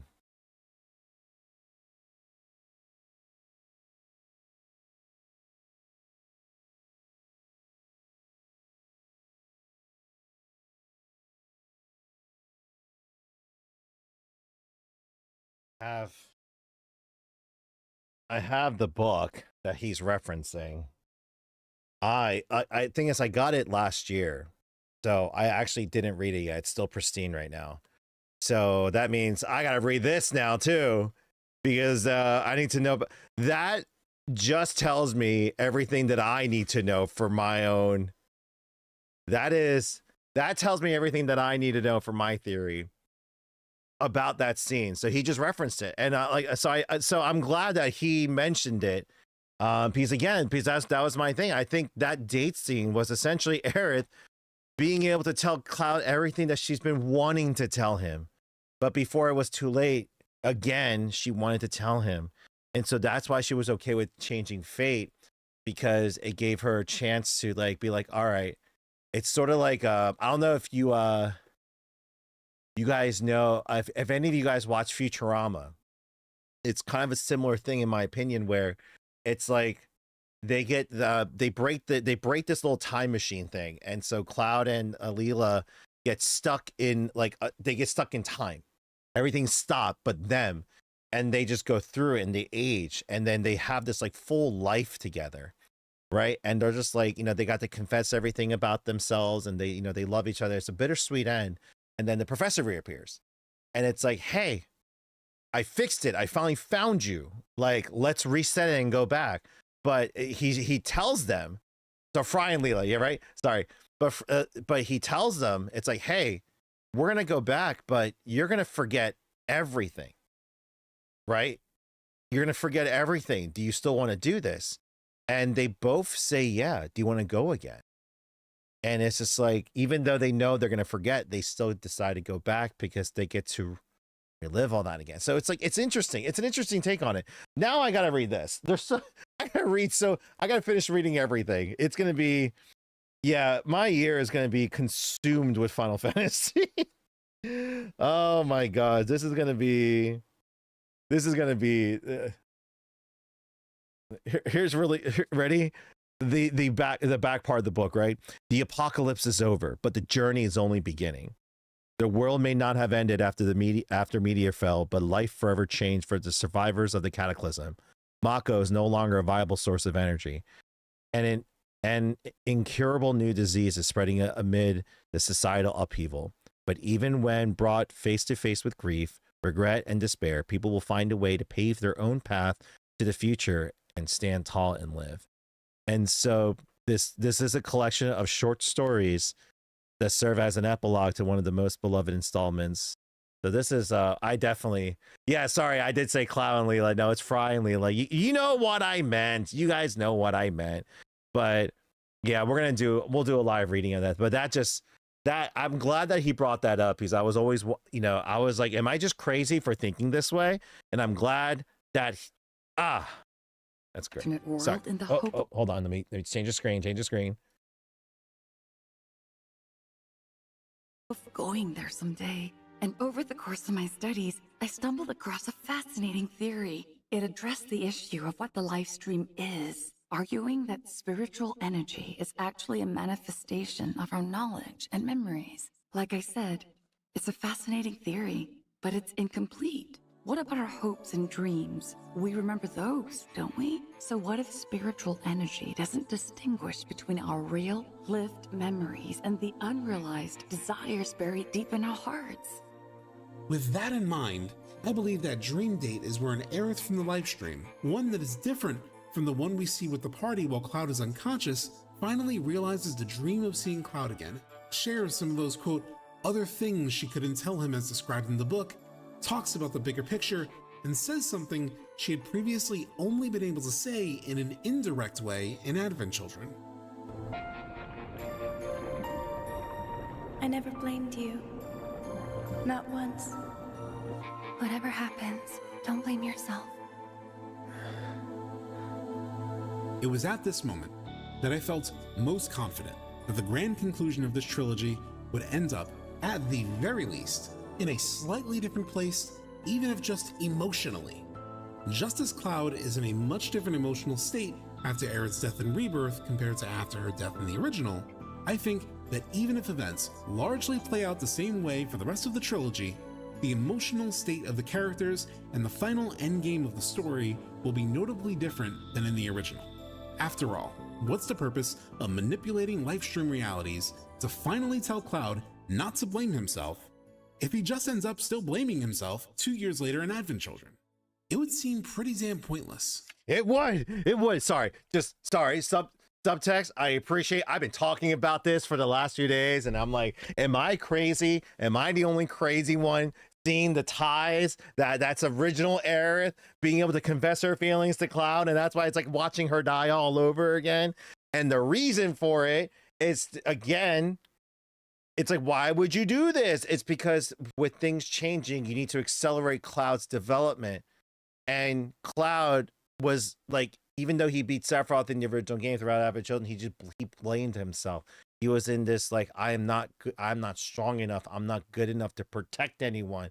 And so when he finally learns to forgive himself and to still be there to do his best to protect others, so he doesn't have another tragedy like, losing Zack and losing Aerith, most importantly, so we get the strongest version of himself. So it's like it's happening. It's like I said it from Gungaga, the planet and Aerith and the live stream and all the people who are aware, they're doing what they can to accelerate Cloud's development and to his restoration of his memories, while Sephiroth is doing what he can to fill him with despair, confusion, and that's why you're seeing. That's why, again, you saw at the temple at the Forgotten Capital, the Forgotten City, Cloud is having a conversation with Sephiroth, but Sephiroth is completely ignoring that part of Cloud. He is just talking to the broken Cloud that is suppressing any of those memories, any of those feelings and conversations. So it's happening, but Cloud is not seeing that. Cloud is not hearing it. And so it's as if there's multiple Clouds residing in him, and Sephiroth is only speaking to the one and ignoring the others, right? And Aerith is doing what she can to preserve the other Cloud, to make sure that he's there. And so you're seeing this, not even duality, it's like a trifecta going on with Cloud that needs to be reassembled, but ultimately we're going to see which one wins later on. And it's just like, I'm sorry, like that's where my mind has been going. And I'm just glad that it's just like, there's evidence pointing to that, Ugh. Sorry, I'm like story specking while I'm hearing other people talk. But I asked that, not just because of the strength of the question itself, but because of a few other quotes from developers that people have potentially overlooked. In an interview in February, just before Rebirth's release, producer Yoshinori Kitase talked with the Spanish outlet Vandal about his mindset heading into the closing chapter of the FF7 Remake trilogy. In it, he said that after spending 30 years with these characters, he realized something. Quote, "The more I work on it, the more I start to feel like I want to make all these characters happy. I want to give them a happy ending. Knowing that the end of the original is fairly ambiguous, and Advent Children doesn't exactly depict the characters or the wider world as being very happy after the events of FF7, this is one hint that there may be an intention to do something different. In fairness, I also have to point out that in the same interview, Kitase noted that it's not only up to him. Quote, "The rest of the team also have to be taken into consideration, so it won't be all happiness and rainbows. But I just want to make them happy.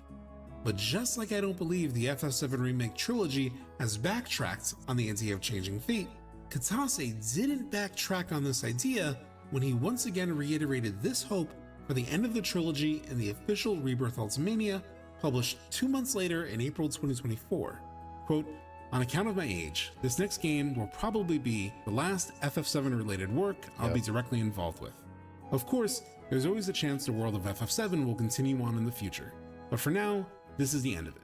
With that in mind, I hope Cloud and all the other characters will finally find happiness. Though we won't know how the story ends until it's actually finished, I'm personally wishing the Rebirth Ultimania comes out this July feelings in English, because it's that out. Note about not leaving these characters with any unresolved feelings just stuck itself into my brain, especially since Advent Children is almost entirely." Hold on, that's key. Let me go back to seeing that again. So it says here, I mean, like, and it makes sense. I heard about this, but I didn't really get to read it. And again, the Rebirth Ultimania guide doesn't come out until July in the United States, so it's only the Japanese version. But I think that's key, and I think, you know, we don't know how they're gonna end it with what they're saying here, but it's true. Like, even at the end of Advent Children, it was sort of a happy ending, and then if you tie in Dirge of Cerberus, you know, there's still some, like, there's some loose ends. And so I'm wondering if they're going to just tie everything, not just even with the story with Sephiroth, but with Lucrezia. You know, Genesis, you know, they're going to bring in Genesis somehow, Omega Weapon, all the weapons, everyone's storyline at the end there, right? Hojo, will we get a proper ending with Hojo? Like, all of these things, right? And, you know, ultimately, it's just going to be, oh, it's the Rebirth Ultimania guide. So for those of you that don't know, they've released,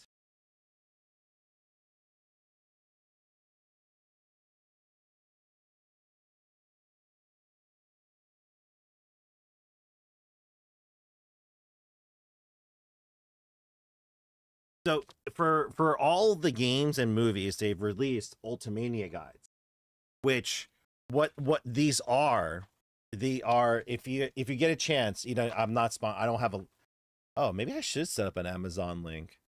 I forgot. If you guys click on those, like, you know what? That's what I'm going to do. By the time you guys see the recording of this video on YouTube, I shall link them down below and make an Amazon card so I at least get maybe some credit. You know what? I need to monetize somehow. So for those of you who are seeing this live, just wait.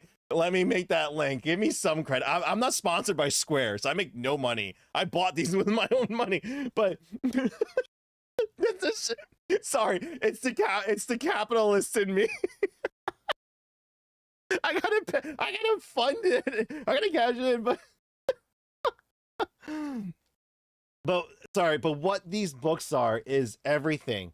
It's the developer notes, artist notes, everything, you know, the interviews that they have about the story and the thought process they went into developing certain things. The Ultimania guide for Remake has 2 books, actually. They're separated out, but they even have all of the in-game scripts. So all of the voice dialogues, all the exchanges. So if you're just like, what did they say? You can just go back and read it. And it's actually not just the cutscenes, but it's also, they put in all of the side characters, all of the NPC side characters, their texts are all written out. And so you can just see the sheer amount of work that they put into this game. The other book is far bigger, but I've been waiting for Rebirth, and I was like, when's it coming out? And it finally came on Square Enix's website, but it was like, oh, it doesn't come out till July. I was like, ugh. I already pre-ordered it, but it's an important book. These are important books and guides to, like, really get inside the mind of what they are seeing. So it's interesting. But yeah, no, thank you for the idea. I'm gonna make an Amazon link with a link to all of this stuff so that I can at least, you know, even if it's like $1, I make $1, right? You know, got to do something. But with that said, hold on, Java, everyone, just wait until I get my links up. I'll let you guys know by the next video. But let's continue on.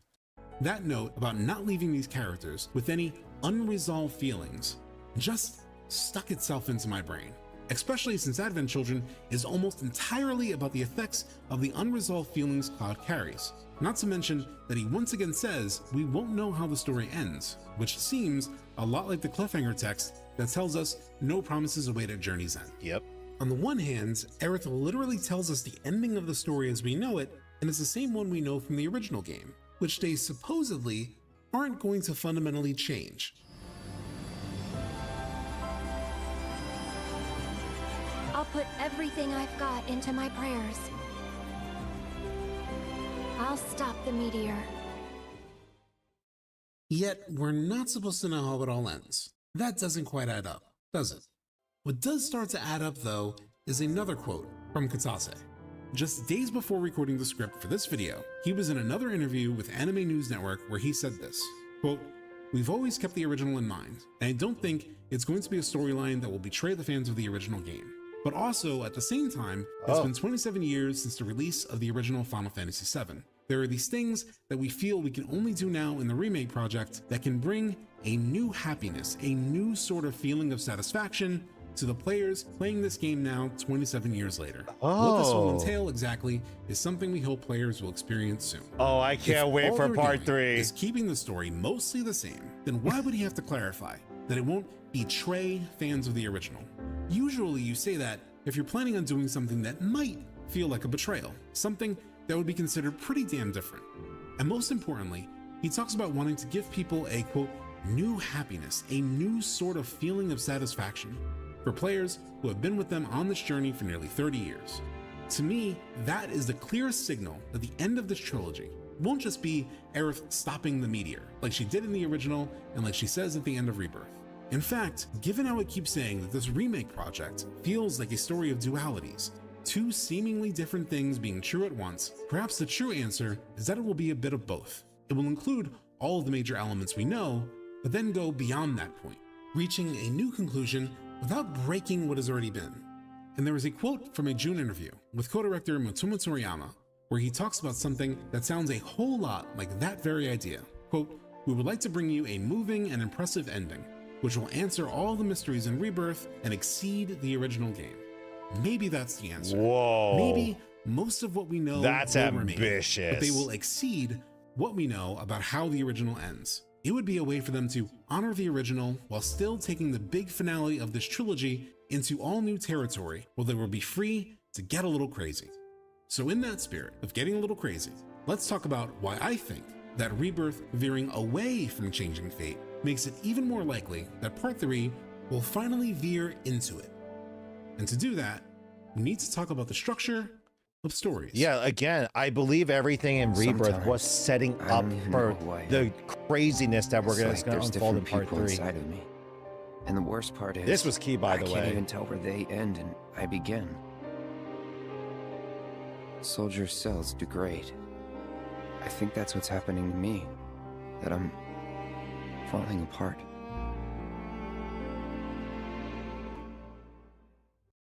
Earlier in this video, I said the developers are far more concerned with the full trilogy experience than the experience of each individual game. So let's talk about the full experience of this story. Most stories are divided into 3 acts. The 3 acts are often categorized as Act 1, the setup, Act 2, the confrontation, and Act 3, the resolution. Within each of those acts are a few major tentpole moments. The inciting incident, defined as the event that introduces the main conflict of the story and sets everything in motion. The Act 1 break, a significant event that could often be seen as the moment where our heroes cross the threshold. The midpoint being a crucial moment that changes the direction of a story. Then there's the climax, the falling action, the denouement, and so on and so forth. Odds are that nearly any story you've witnessed in any form, but particularly TV, film, and story-based video games, more or less follows this structure in one way or another, especially since it's a bit intuitive. It essentially boils down to the classic once upon a time structure, where a hero is living life one way until a certain event upends everything and pushes him on a new journey that has significant challenges and setbacks until he grows and reaches his happily ever after. Interestingly, the construction of the FF7 Remake trilogy doesn't neatly map to the 3-act structure in the way you would assume, with Part 1 covering the entire first act, Part 2 covering the entire second act, and Part 3 covering the entire third act. Way back in 2017, Cosmo Canyon Observatory made a video where it tried to predict how many parts the FF7 Remake trilogy would be. And to help guide their thinking, they mapped the original story against the traditional 3-act structure. And spoiler, they correctly predicted it would be 3 games. In that exercise, they had categorized Aerith's death as the midpoint of the entire story, and the reunion at the Northern Crater as the Act 2 break, also sometimes referred to very plainly as Plot Point 2. That's true. Because of that, I actually thought they were going to end, it was either going to be ending at the Forgotten Capital or at the end of the Northern Crater. I actually thought that's where they were going to head.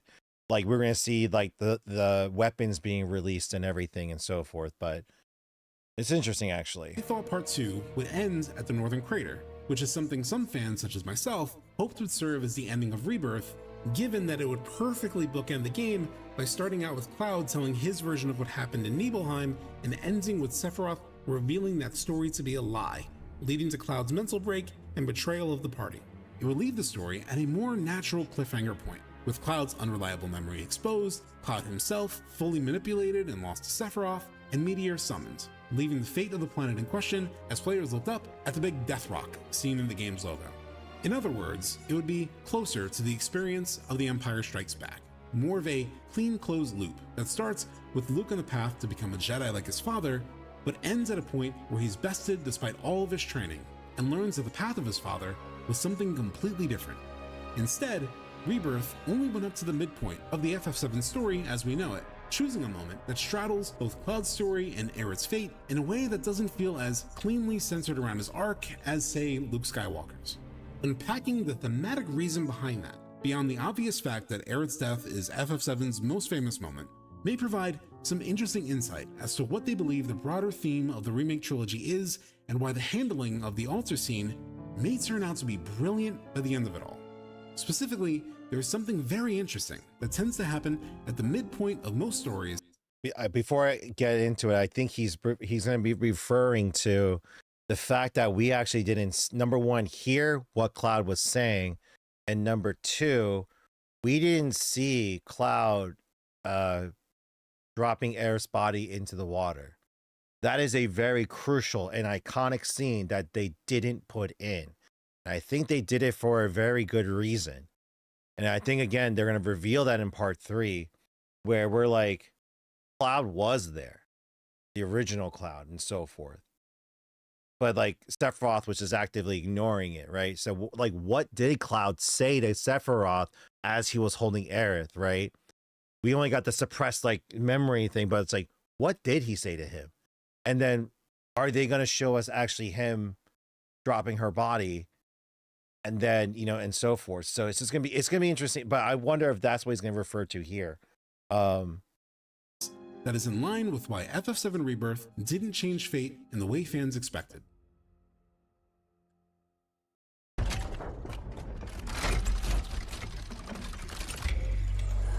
Oh, I love the whole Until Dawn-esque like time clock here. Reverse. The second act is called The Turn. The magician takes the ordinary something and makes it do something extraordinary. Now, you're looking for the secret, but you won't find it. Because, of course, you're not really looking. You don't really want to know. Want to be fooled. To help understand why Rebirth's ending even better sets up a part 3 where fate may change, we have to reference something from 2,300 years ago, Aristotle's Poetics. Don't be scared. I know, I'm going into Greek philosophers and I'm already probably 40 minutes into this video, but I'll keep it brief. In Poetics, Aristotle's seminal work about the structure of stories that many writers still reference to this day. He wrote that a plot has artistically constructed incidents, the most powerful of which are reversal of the situation and recognition scenes. He goes on to describe them this way. A reversal of the situation is a change by which the action veers round to its opposite, while recognition, as the name indicates, is a change from ignorance to knowledge. In layman's terms, a reversal of the situation is as it sounds. It's a reversal of where we think a story is headed or is about, while recognition is a moment of profound realization by the protagonist. Both sound like a perfect description of the two moments we're facing. The end of Rebirth, where the concept of changing fate is reversed on us, and the moment we're looking forward to most in part 3, when Cloud recognizes the truth of everything in the livestream sequence.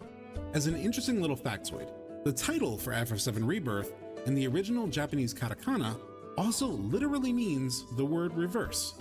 And the idea of using a reversal in the middle of a story to challenge the story's main idea is found in so many lessons and conversations about storytelling amongst writers. The famous screenwriting instructor Robert McKee, who literally wrote a book titled Story, calls this the counter idea, which he describes as the contradictory voice of the primary theme. As he puts it, this is basically about showing both sides of a theme, which he describes as, quote, a controlling idea, one clear, coherent sentence that expresses a story's irreducible meaning. But to reach that ultimate meaning, a writer has to take the audience on a journey where that true idea, the real meaning and whole point of the story, comes through only at the very end, after it's been put to the test and earned. Quote, you have to build a bridge of story from the opening to the ending, a progression of events that spans from premise to controlling idea. These events echo the contradictory voices of one theme. The positive idea and the negative counter idea argue, so to speak, back and forth, creating a dramatized dialectical debate. At climax, one of these two voices wins and becomes the story's controlling idea. While controlling idea is kind of a strange phrase, it is ultimately what a story is about. Perhaps an even clearer articulation comes from the Chernobyl and Last of Us writer Craig Mazin, who calls it a story's central dramatic argument. Theme is your central dramatic argument. But the important thing is that the argument has to be an argument. I think sometimes people misunderstand the use of theme in this context, and they think a theme for a screenplay could be brotherhood. Well, no, because that's nothing to argue about there. There's no way to answer that question one way or the other. It's just a vague concept. But men and women can't just be friends? Well, that's an argument. Better to be dead than a slave. Life is beautiful even in the midst of horrors. If you believe you are great, you will be great. If you love someone, set them free. Those are arguments. Just like McKee explained, that argument is then debated back and forth. That's actually very interesting. McKee called it idea and counter idea, but different storytellers and even different storytelling traditions call it different things. Mazin, for example, explains it this way. You take a thesis, that's a statement. Something is true. And then you apply to that an antithesis.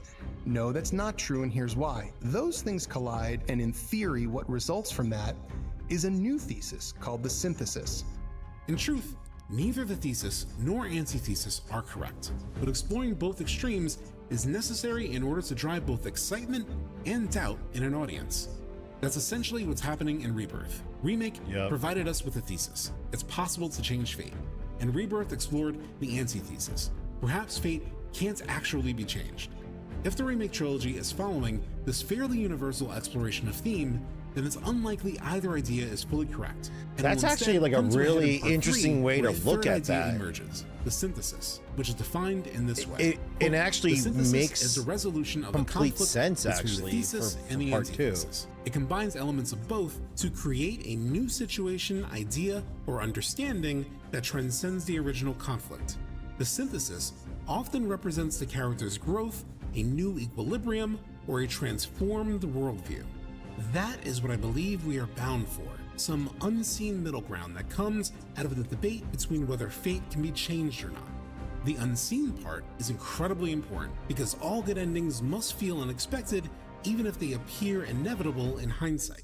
So it's important that the antithesis, aka counter idea, seems almost immovable and impossible to overcome.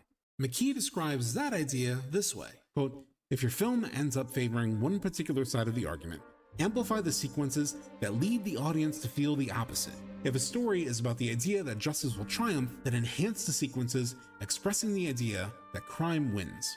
Everywhere you look, you will see these moments of thesis and antithesis playing out across all kinds of stories. As an example, at the beginning of the original Star Wars trilogy, there is a new hope that the Rebel Alliance may have enough people power and belief to overthrow the Empire, especially with the help of Luke Skywalker, until the Empire Strikes Back reverses the forward momentum of the story, showing how difficult it would be to actually take down the Empire, especially if Vader is able to convince his son Luke, the Rebels' strongest asset, to join the dark side.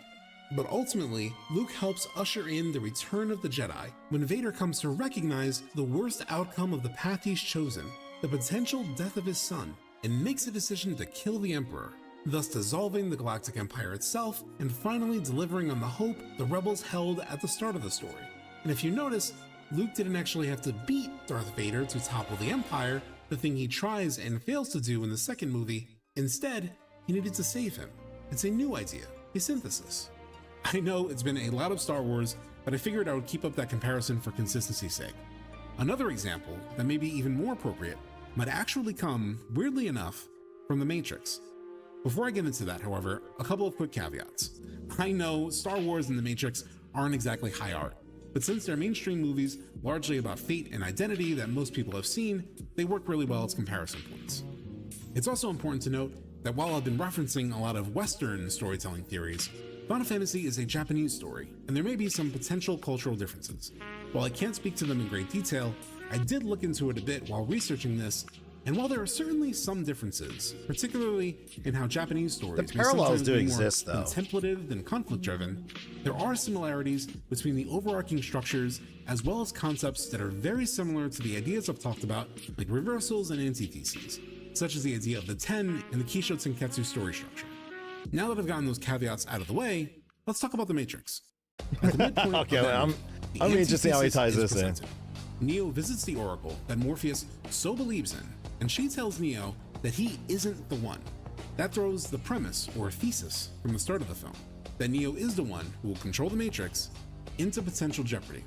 But just like when Aerith says the line, quote, "The future, even if it's been written, can be changed," in a way that feels like it leaves the door to change cracked ever so slightly open, the Oracle also doesn't fully shut the door on the idea that starts the movie. Sorry, kid. You got the gift. But it looks like you're waiting for something. What? Your next life, maybe. Who knows? As we all Aerith know, is the Neo Oracle. does in fact become the one. But it doesn't happen until all belief in that destiny is ripped out of almost everyone, including Morpheus and the audience, when Neo is shot dead. Because that's what stories do. They aren't worthwhile. By the way, so Astro, so I've been saying this for a while now because I was like, oh, I've been saying Hojo's the actual villain of the story and so forth. And I'm just like, with all of these multiple timelines and potentials, right? I actually theorized because I was like, what is at the core of Sephiroth's breakdown of when he finally goes bananas and everything right now, right? It's finding out that his quote unquote mother is Genova, and then he fully gets manipulated and taken over and so forth, right? I've been saying for a while, and I've been theorizing, I'm like, you know, what if, like with all of these potential what if stories and stuff, right? What if there was a world where Vincent and Lucrezia actually escapes, and Lucrezia is the one that actually raises Sephiroth, right? Who is that Sephiroth in that timeline? Is he actually our Cloud? Is he the actual savior? Because no matter what, Genova is going to manipulate one of the soldiers. Something's going to happen. Hojo's going to do something, right? Something's going to happen. And does Sephiroth in that timeline come and save the world? Does he actually become the hero that he was supposed to be, right? It makes you think. You're like, hold on a second. But what if, let's take it even a step further. What if at the end, I was like, what's a crazy thing that could happen that would be like, would Uno reverse Sephiroth, right? What if our party finds Lucrezia in her cave and actually saves her? And Lucrezia confronts Sephiroth and saves Sephiroth in a sense. I don't know. I like, it's like, I don't know how they would do it, but I mean, like, if Lucrezia comes back and somehow does what Sephiroth did to Cloud, she does to him to break his mind and be like, wait, my mother's actually you? And Hojo's the one that removed me from you? Like, it's like, it's not exactly a metaphor or a one-to-one exact, but what All For One did to Shigaraki, right? In terms of in My Hero Academia, if you didn't finish reading and stuff too, Shigaraki always thought that he was born with these bastard powers, and that he only had nothing but misery. But later he finds out that it was all manufactured. That All For One is the one that orchestrated everything of what happened to him, right? And he has this moment of like, oh crap, I have been used. I have been the puppet. Oh my gosh. Now that I'm thinking about it, actually, folks that are with me live and those that post, think about it with me here. I don't know if anyone who watching the VODs, I'm not sure if they actually watch this part of the video, but if you think about it, that is a crazy thing that's not so unplausible. Because what if Sephiroth has a moment where he keeps referring to Cloud as the puppet, but then he eventually realizes that he is the puppet. He is the one that's been truly manipulated, both by Jenova and Hojo, right? His life is a lie, complete lie. And so I wonder if we're going to have a full ass circle moment with Sephiroth where he takes Jenova and officially passes away with her, right? You know, knowing his true mother's love and so forth, right? Ooh. Ooh. Ooh. Ooh. I wonder if he talks about that here, if he will ever bring that up in here, actually. Yeah, Vincent having the conversation with Sephiroth. That's going to be, ooh. If the ending we expect is easily obtained, the challenge with Rebirth is that people were expecting to reach that point with this ending. But this isn't the ending to the story. This is just the midpoint. This is the Oracle telling us that the idea we walked in with isn't quite right. And saving Aerith's life isn't the fate that needs to be changed. In fact, Aerith tells us this herself. This isn't about me, though. It's about saving the world. And you.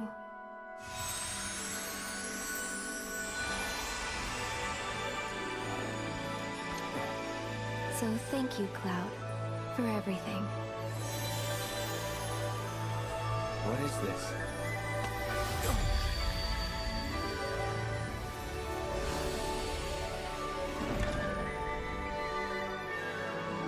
It's been fun. God, that line it hits me now too. When she said that, it like hurt. I was like, damn.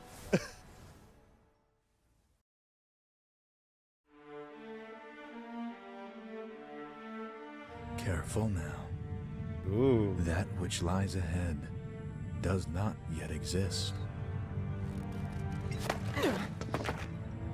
Ooh.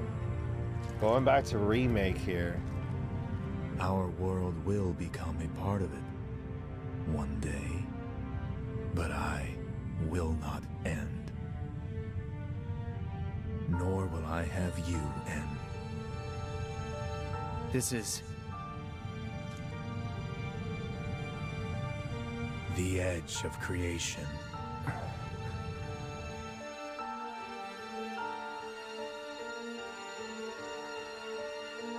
Interesting title.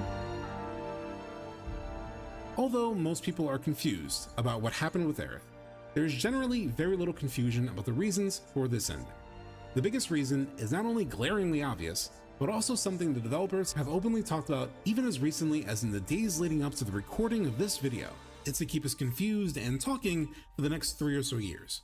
The other narrative reason that we can all agree on is that this ending is meant to deepen the unreliable nature of Cloud's mind, to make him believe not just a false version of the Nibelheim events, but also a false version of what happened at the Forgotten Capital. But as I mentioned earlier, if the reason is just to send Cloud into a mental breakdown, an event that already happened in the original solely with the misremembered events of the Nibelheim incident, then why would they have to make Cloud also misremember Aerith's death? I believe it relates to what may be the primary theme of the remake trilogy, the central dramatic argument or controlling idea or whatever you want to call it. Sitting here right now, I don't know what that will be exactly, but this is my current best guess based on the ideas the remake games have been exploring. As of today, I'm pretty certain the overarching theme of this game will involve at least one or all three of these elements: strength, control, and acceptance, and they may all intersect in some way. We will end by talking about acceptance, which is probably the primary idea at the end of all of this, and partially the most obvious. So let's start with the other two first: strength and control.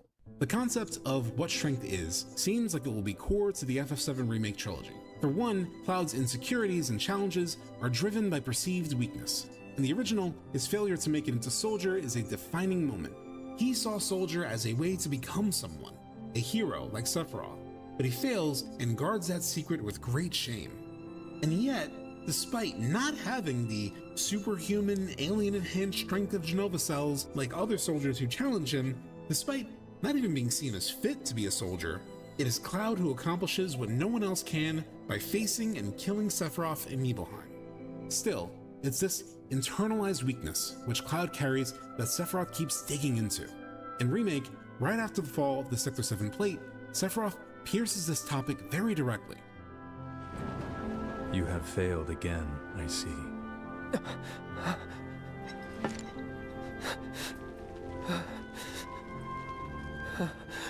But through suffering, you will grow strong.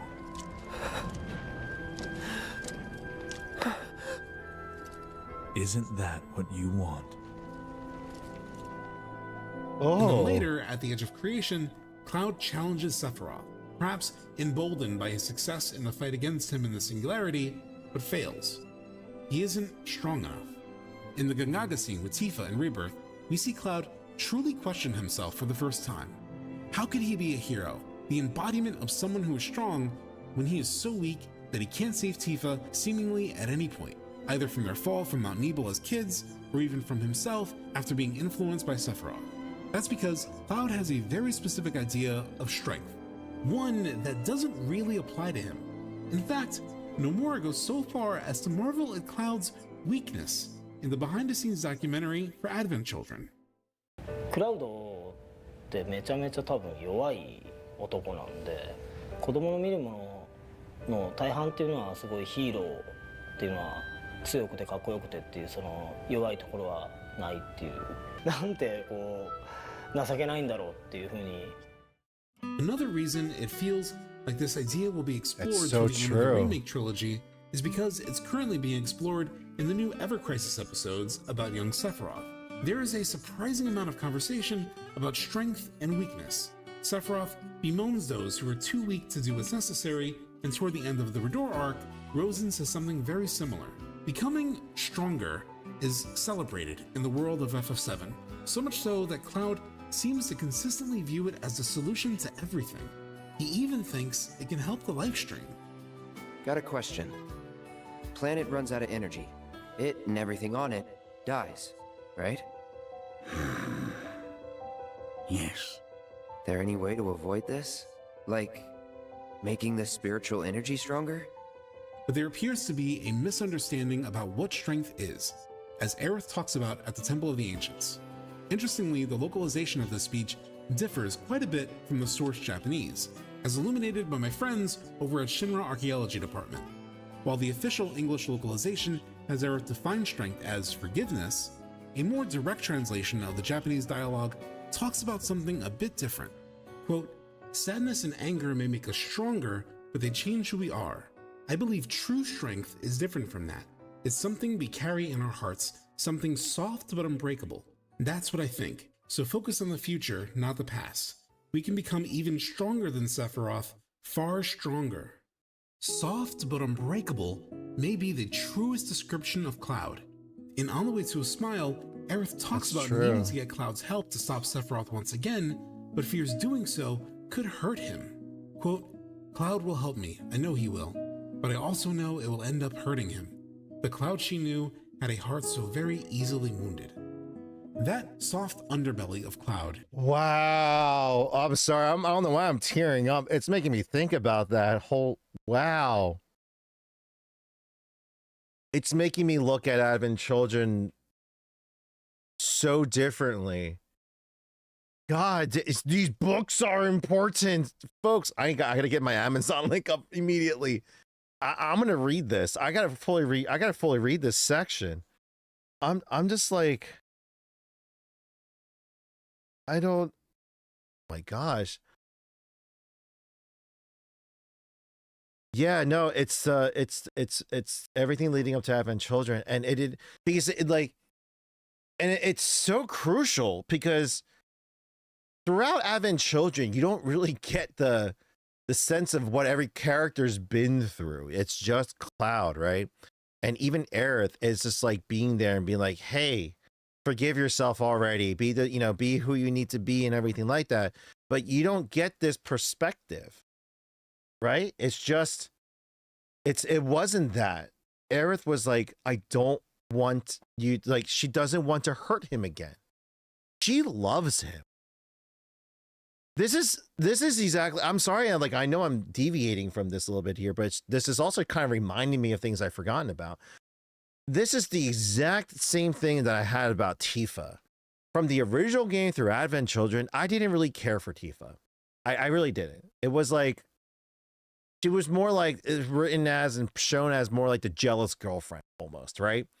That, she just wanted to be with Cloud, and it was more like jealousy and so forth, right? But throughout Remake and Rebirth and reading her story, you not only know what she's been through, but you realize how much she truly does love Cloud, right? And it's just like, my perspective of her, all the conversations from the water tower scene and everything, there's a completely different perspective in watching that, because you have the context behind the character's thought processes. And even here right now with Advent Children, I'm going to rewind it here because I think it's very important. Aerith didn't want to hurt Cloud again, but she knows that oh wow, this is, yeah, Traces of Two Paths. I have it back there, but hold on, let me rewind that part again here. In On the Way to a Smile, Aerith talks about needing to get Cloud's help to stop Sephiroth once again, but fears doing so could hurt him. Quote, Cloud will help me, I know he will, but I also know it will end up hurting him. The Cloud she knew had a heart so very easily wounded. That soft underbelly of Cloud is what gives him the strength he needs when he is pushed to the brink.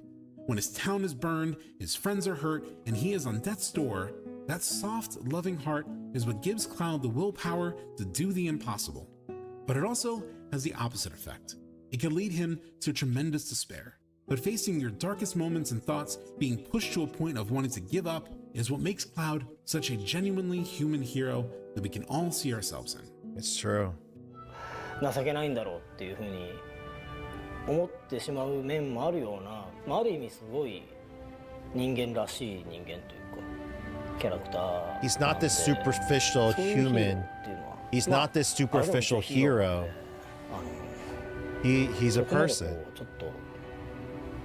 I love that. As weak and as real as he is. それを見た人というか見た子供たちがともすれば情けない男でも周りの要は仲間がいたり。I think that's why a lot of us do, and all of us love Cloud because we see ourselves in him.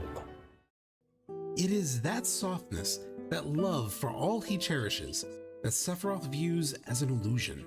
It is diametrically opposed to Sephiroth's philosophy, which is a dynamic you always want between your hero and your villain. This is why Cloud is stronger than living, him. Breathing embodiments of opposing viewpoints.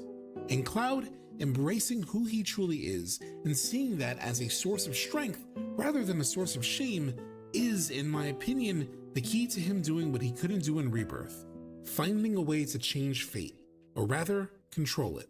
The essential and defining moment in FF7, and certainly in Cloud's journey, is the realization of who he really is in the live stream sequence.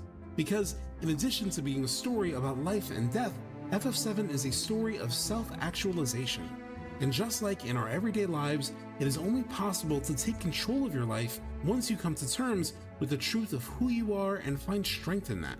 Yet while strength and weakness are directly discussed throughout the compilation and remake trilogy, the idea of control is found when you analyze the first two games a bit more closely. When looking at the long arc of this three-game story, we start to see the first intersection between the concepts of strength and control way back in Chapter 2 of Remake. You are too weak to save anyone. Not even yourself. Sephiroth implies that at his core, Cloud cannot affect the change he wants. Not only will he be unable to save Aerith, but he won't even be able to save himself, which, given the events of the original game, is true. And though Sephiroth plants that seed, Remake smartly sidesteps it. After all, Cloud is the hero and you are playing as him. The devs needed you to believe in him, needed you to believe You could be a hero that can overcome any odds, so they can strip it away in the second game. And that's what Rebirth does. It begins to prove Sephiroth's point. Cloud can't save anyone. Even after defeating the Harbinger of Fate and creating the possibility of literal reality-breaking change, Cloud reaches a point of not believing he can. I'm guessing you can't anymore, though? Nope, not even a bit. Whatever we had, I think the Whisperers took it from us when we left. Huh. Seems Arbiters of Fate can do whatever they want. So you told us. Oh, did I? Huh. I wonder if this means I we'll forgot about that aspect of Red exist. 13 We'd be better off if we having did, the same frankly. visions and knowledge There's no as point Aerith. in wasting our time worrying about fate if we can't change it. That lack of belief is likely driven by how Cloud perceives both his past and his future. Every time Cloud has tried to control the outcome of events, at least as far as he remembers, he fails. During the Nibelheim incident, he laments being knocked out by Sephiroth too long to make a difference. He then sees himself crawling too slowly to stop what happens to the villagers, just as he finds himself in the same exact position while trying to stop Aerith from going to the Forgotten Capital alone. And while having to wrestle with that past, Cloud has to move forward on a journey that serves as a constant reminder of his seemingly inevitable future. Cloud spends the entirety of Rebirth following the Hooded Men, ex-soldiers just like him who have been reduced from magnificent heroes to mindless husks. And he sees that transformation right before his eyes. This is his fate, no matter what. There's no escaping the degradation. My friend. Oh no, Rouge. Even worse, that fate isn't just inevitable, it's damn near imminent. Throughout Rebirth, Cloud loses control of himself, sometimes to a mindless daze, and at other times to the control of Sephiroth, just like the Hooded Men he's been following. And between flashes of the experiments done to him and the explanation by Dr. Sheeran, that future is all but a scientific and genetic certainty, as seen in the reunion vision from the Gap Between Worlds. All of this leads to the final chapter where this belief is truly put to the test. As he stands at the altar and Sephiroth descends from the heavens, Cloud faces the moment of truth. Will Sephiroth be proven right that Cloud can't save anyone? If he were to ever seize control, this is the moment it must happen. And much to his surprise, and ours, he sees himself finally doing it, finally exerting control and saving someone. The thing Sephiroth said he was too weak to do. And it doesn't matter. Even when Cloud thinks he takes control, he doesn't. Which brings us to the final idea, acceptance. Because he didn't actually do that. It is absolutely critical for Cloud to break free from his illusory world, as he calls it in the original. And the only way to do that is through full acceptance of the truth, of both the events he thinks he knows and his identity. As Marlene mentions to Zack, saving Cloud is necessary to change anything. Cloud tries to save her, but he doesn't make it in time. He almost does, but he doesn't. That's why you have to make Cloud better. If he's sick, he can't save Aerith. Oh, wow. While her line is specific to saving Aerith, I believe this is a fundamental principle. If fate is going to be changed in any way, it is going to rely on Cloud accepting what has happened and who he is. Even though he comes to accept himself, accepting what has happened to him is a point he doesn't fully reach in the original. And that lack of acceptance is so powerful that it comes back around 2 years later, where Cloud struggles with accepting what happened, creates the conditions possible for Advent Children and Sephiroth's second return. That's because grief and regret are negative emotions Sephiroth and Jenova feed on. Aerith knows this, and it's why she worked to stop Cloud from having those emotions, as alluded to in the Ultimania. That is why Cloud must accept the truth. Self-actualization doesn't come through denial. There is no curing Cloud's sickness, as Marlene put it, until Cloud accepts the truth. And not only is that something that continually comes up among people making predictions about Part 3, but I believe it is something that the developers are aware people expect. And remember what I said about writers having to challenge the expected outcome with the most extreme opposite. That's where I believe Cloud's dream world comes into play. That's a lot to take in right now. It's gonna make my replay it remake. Sleep and dream the sweetest dreams.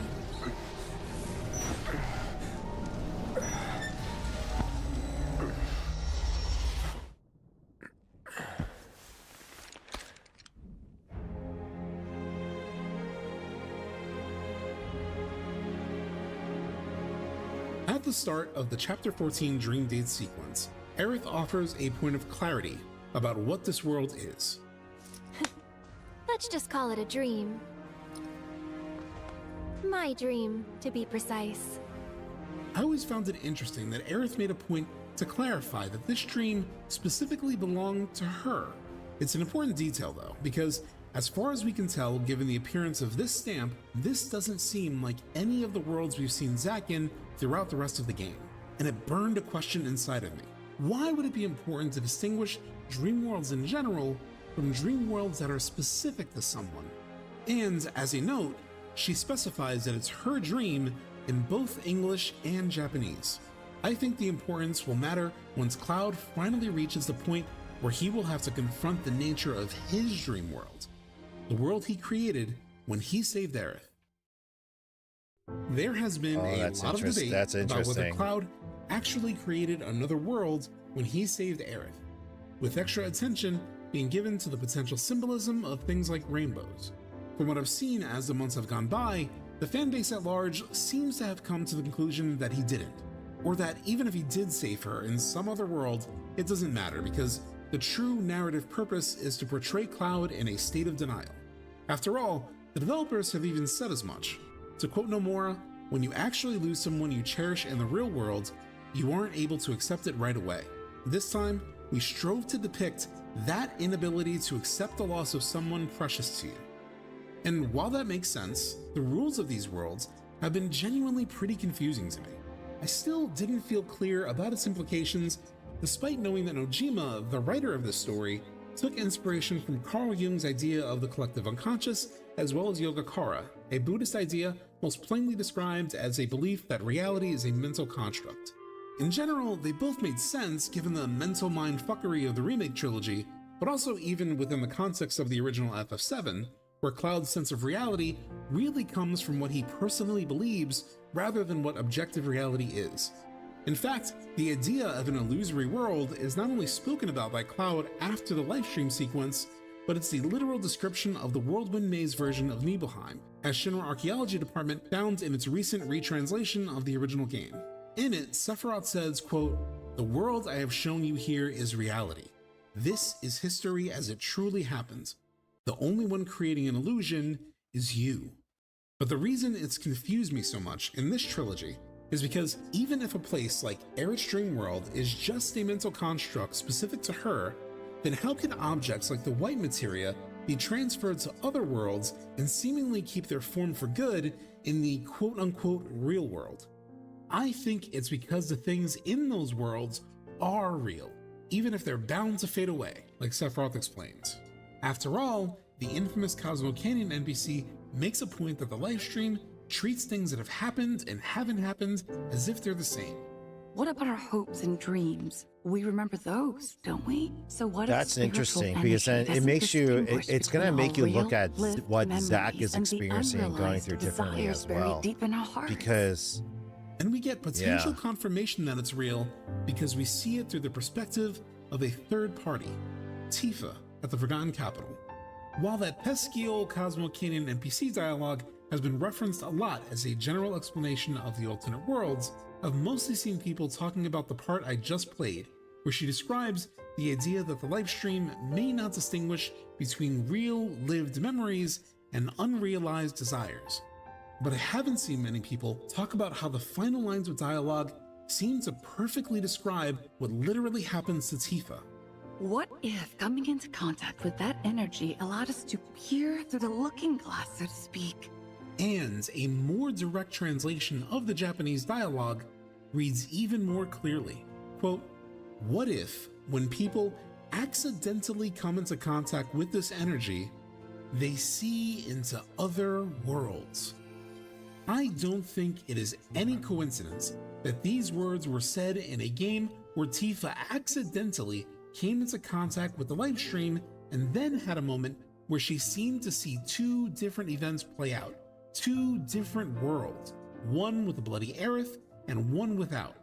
If Tifa is peering through the looking glass and seeing into other worlds, then it's likely that what she is seeing is Cloud's dream world. Just like Aerith had a world of her creation, Cloud has one of his own.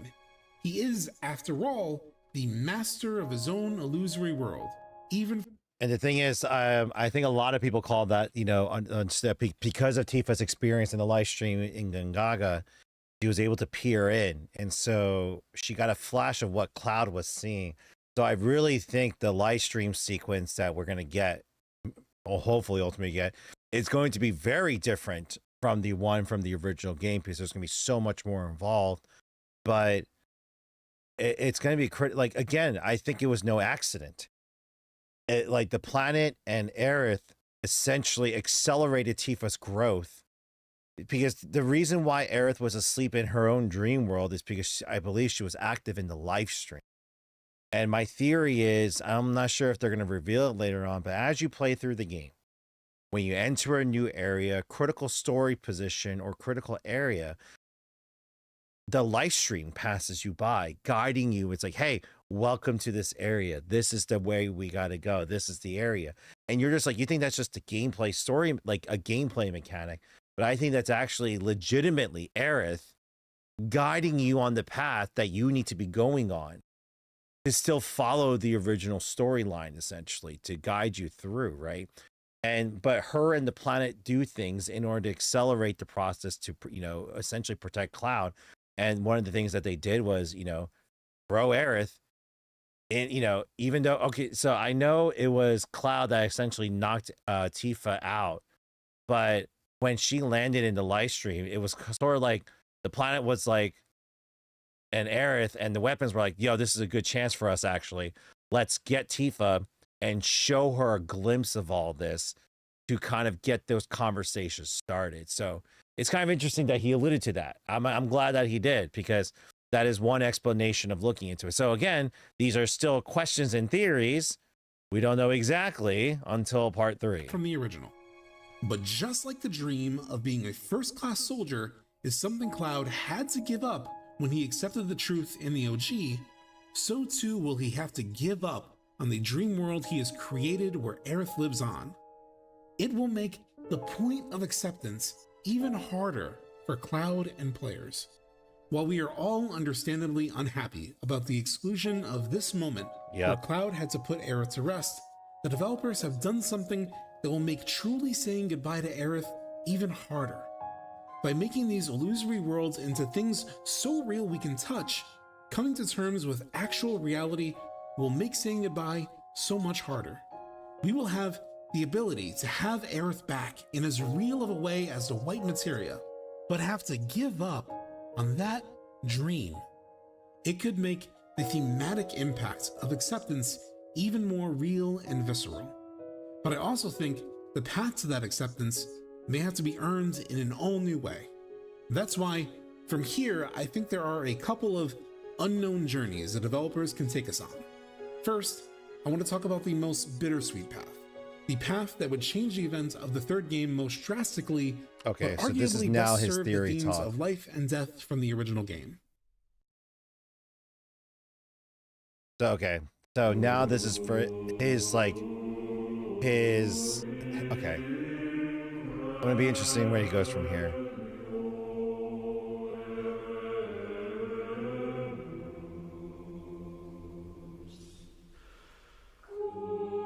We're nearing the end, guys. For those of you following me live, it's about 20-30 minutes left in his video here. I definitely need to replay remake, I think.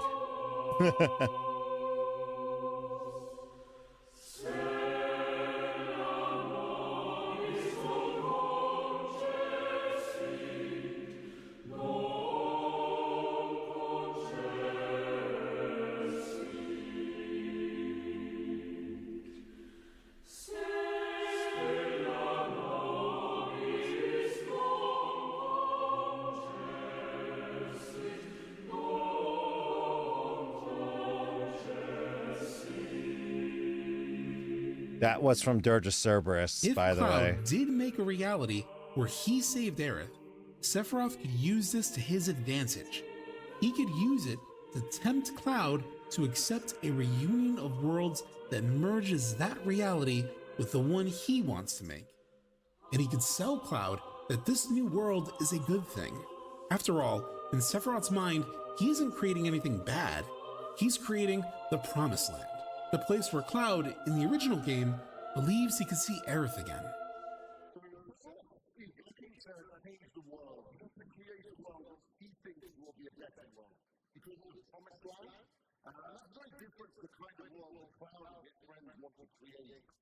That kind of an offer would be brutal for us and Cloud. It would mean getting what we really want, but having to give in to Sephiroth to get it. But giving in to Sephiroth is not something we could do. We would have to deny him and choose not to bring Aerith back. It would turn the act of accepting Aerith's death into an active choice, and a far more difficult one. Yet, as hard as that would be, it would make the theme of acceptance even more profound. By crafting Rebirth's ending the way they have put us in the shoes of Cloud more than ever. We are just as unsure of what's real as he is. Similarly, this approach would make it such that not only would Cloud have to come to a point of acceptance around Aerith's death, but so would we as players. But a major question remains. How would accepting Aerith's death and leaving her to the livestream lead to a new ending that exceeds the original? I believe the answer has to do, surprisingly, with the Gi. Again, let's think about the dialectical debate that happens in narratives, the ideas and counter-ideas, the theses and antitheses. Okay. Aerith and Sephiroth represent two different beliefs. Aerith believes in the cycle of life and death. Sephiroth doesn't. He wants to live on forever, which Aerith doesn't understand. How can you want this, Sephiroth? Be gone. Your part is played. How can you want an eternity of loneliness? This philosophical war continues in the years leading up to Advent Children. Sephiroth refuses to dissipate fully into the livestream. Meanwhile, Aerith wants to, but she knows she can't, as long as Sephiroth lives on. To quote On the Way to a Smile, she was an ancient. Thus she was able to retain her own selfhood, even within the flow of the livestream. When she wished it, she could dissolve that self and become a part of the planet forever. But it was too soon for that. Just a little longer, she thought. She can feel an aberration in the coursing livestream, an implacable will that refused to merge with the planet. She knew it was the man who killed her. Aerith has no issue with dying and returning to the planet. To her, it's the nature of things, the way things are supposed to be. But Sephiroth, well, he's the opposite. Sephiroth doesn't want to die. He doesn't want to be forgotten. He wants to create a new state of things because he believes himself to be special, a descendant of Jenova, a being that can't return to the planet. For him, returning to the planet would mean not being special. It would just mean being yet another soul that can get recycled and stripped of its individuality. A horrifying fate. Aerith understands this and warns that disrupting the cycle would be disastrous. What you heard just now were the voices of the planet. Those born into this world, who lived and who died, who returned. They're howling in pain. He'd tell you that he only cares about the planet, that he'd do everything in his power to protect and preserve it.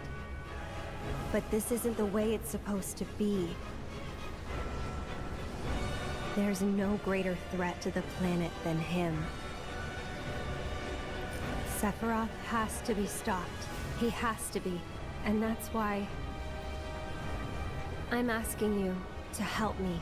I know that together we can do this. But if we do, we'll be changing more than fate itself. In the end, the cycle of life must be restored.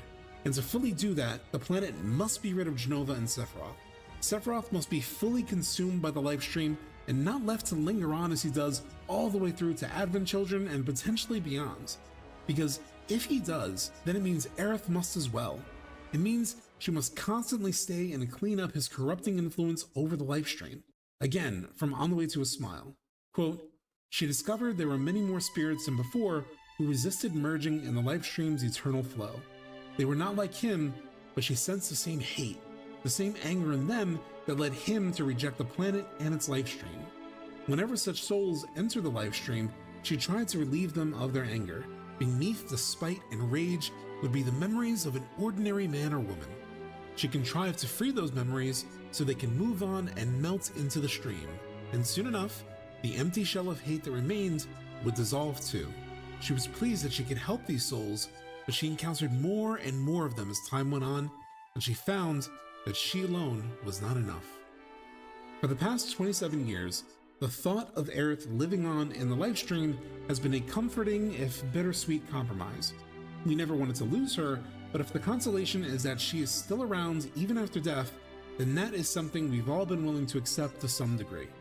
Yet, this afterlife, one where she has to constantly chase the corrupting influence of Sephiroth, is not right. It's true. It's not the way things are supposed to be. In fact, even if she didn't have to do that work, living on for eternity would not be ideal. And we know this because all you have to do is ask the Gi. They live on forever, unable to return to and dissolve into the life stream. And for them, that existence is hell. Which means these dudes can't die, right? They're invincible! I'm not sure that's something to celebrate. Being stuck as spirits with no hope of release sounds like a fate worse than death. All they want, desperately, is actual eternal rest. Such rest is so desired that they came to call the Black Materia the key to complete oblivion, a materia of peace. For me, this illustrates why the developers may have expanded the Gi lore in such a way.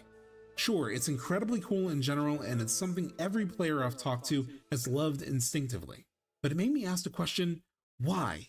Why give the Gi this specific fate? Is it just because it's cool, or because it may have a bigger thematic role to play? I believe the answer is the latter. It even gives greater context to why Aerith nearly derailed the race to the Sector 7 plate in Remake. Why was she so obsessed with helping these spirits, taking a moment in the middle of an emergency to free them and see them off? In a way, that was reminiscent of the River of Lights in Rebirth, because she had known of them since she was a kid, known that they were there with no way to help them. Until this moment, where she had the chance to set them free, to help them return to the life stream as it should be.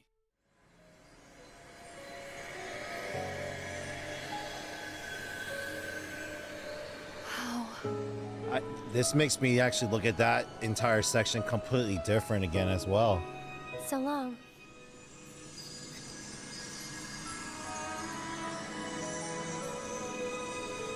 It actually makes sense. It also may give us a way to come to terms with the fate the Loveless play reinforces as part of the core story, regardless of how much we hope to avoid it. And yet, all tales that begin with a chance encounter share the same end.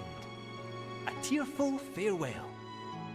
While Aerith remaining in the live stream for eternity has been comforting to us as fans, we shouldn't be happy about the idea of Aerith living on forever.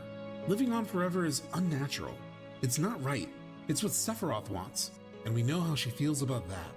What we should want is a true conclusion to it all, the final purging of Sephiroth and Jenova so that we can truly save the planet and allow Aerith to return to it, as she's meant to and seems at peace with. I actually never thought of it that way. I actually really never thought of it that way. That's actually a very interesting take on that. Our bodies may disappear when we die, but our spirits still live on.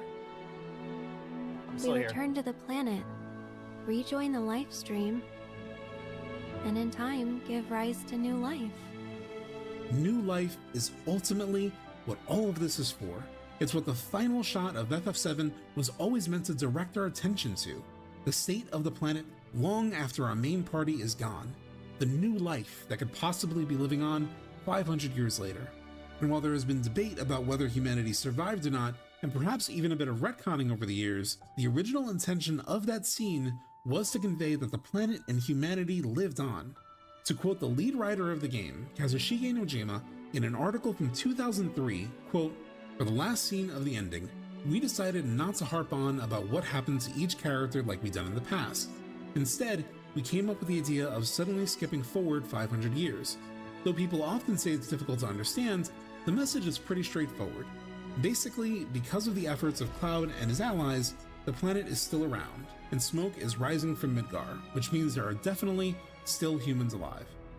If you're wondering what Smokey's talking about, it was accidentally omitted from the final animation, which gave the team a good laugh later on. But you actually can see it in the original you can see smoke in the original animation. Even though the smoke was curiously removed once again in Advent Children Complete, where the same updated CG animation appears, but without smoke once again.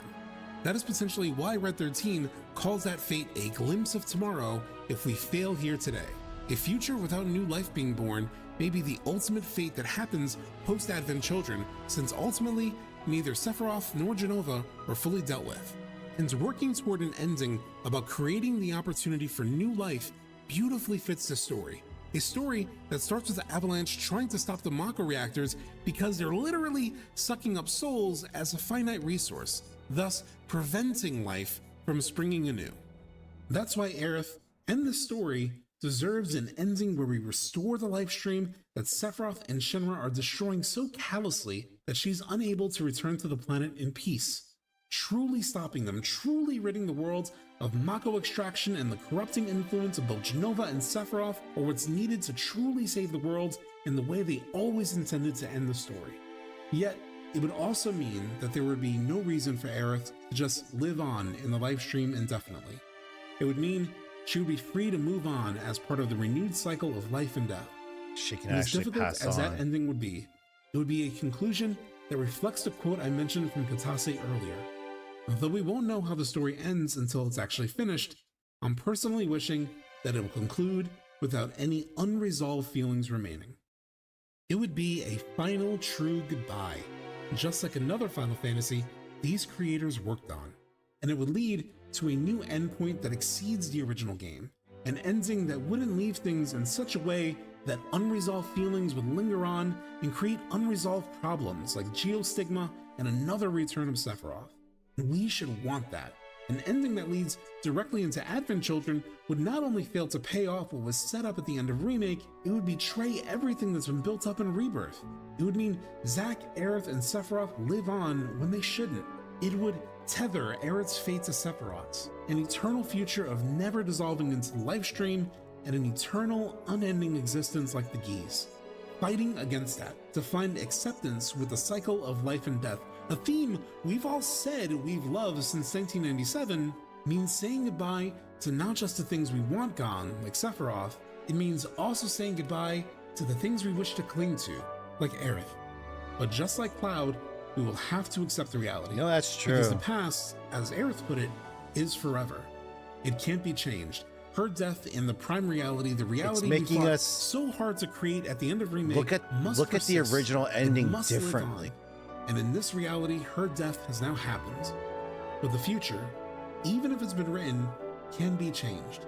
And that future may not be the one we know from the original, where Aerith lives on in the live stream, nor the one we want, with Aerith ending up alive and well. But it will be a future that won't be mired in grief and regret, as in the one we know that emerges in Advent Children, a future with the same dynamic that eventually wiped out the Cetra. Though in time we triumphed over the calamity visited upon us by the stars, tragedy would nevertheless be our ultimate reward.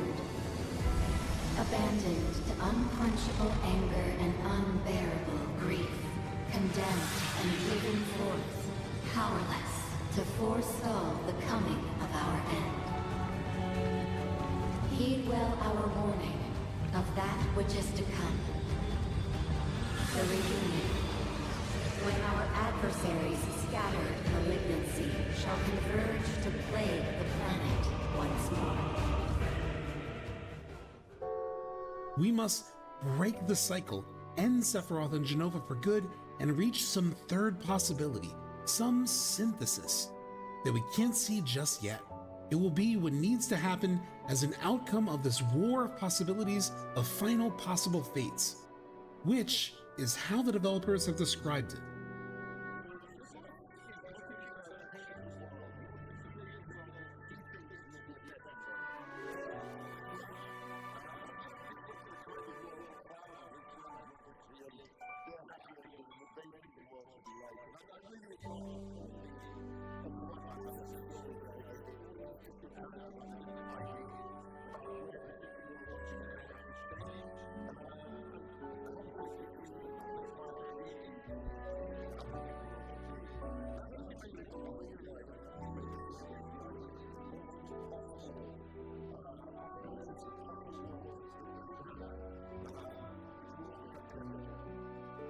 It really seems like everything is building to a conclusion where we will be discovering which of these realities our characters choose.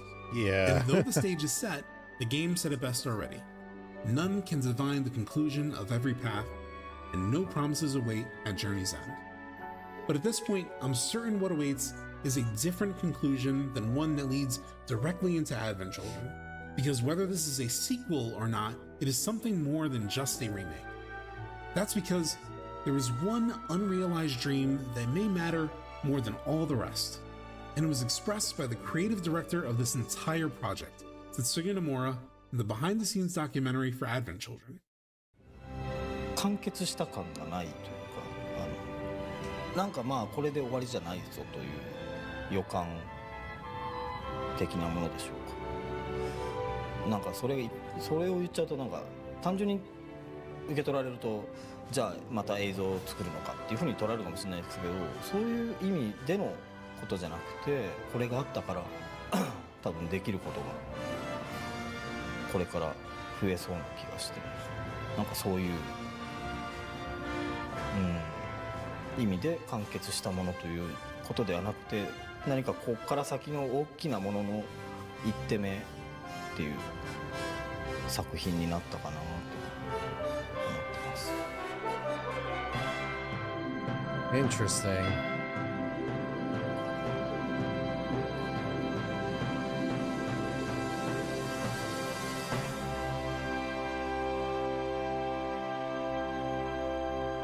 The graphics do still hold up.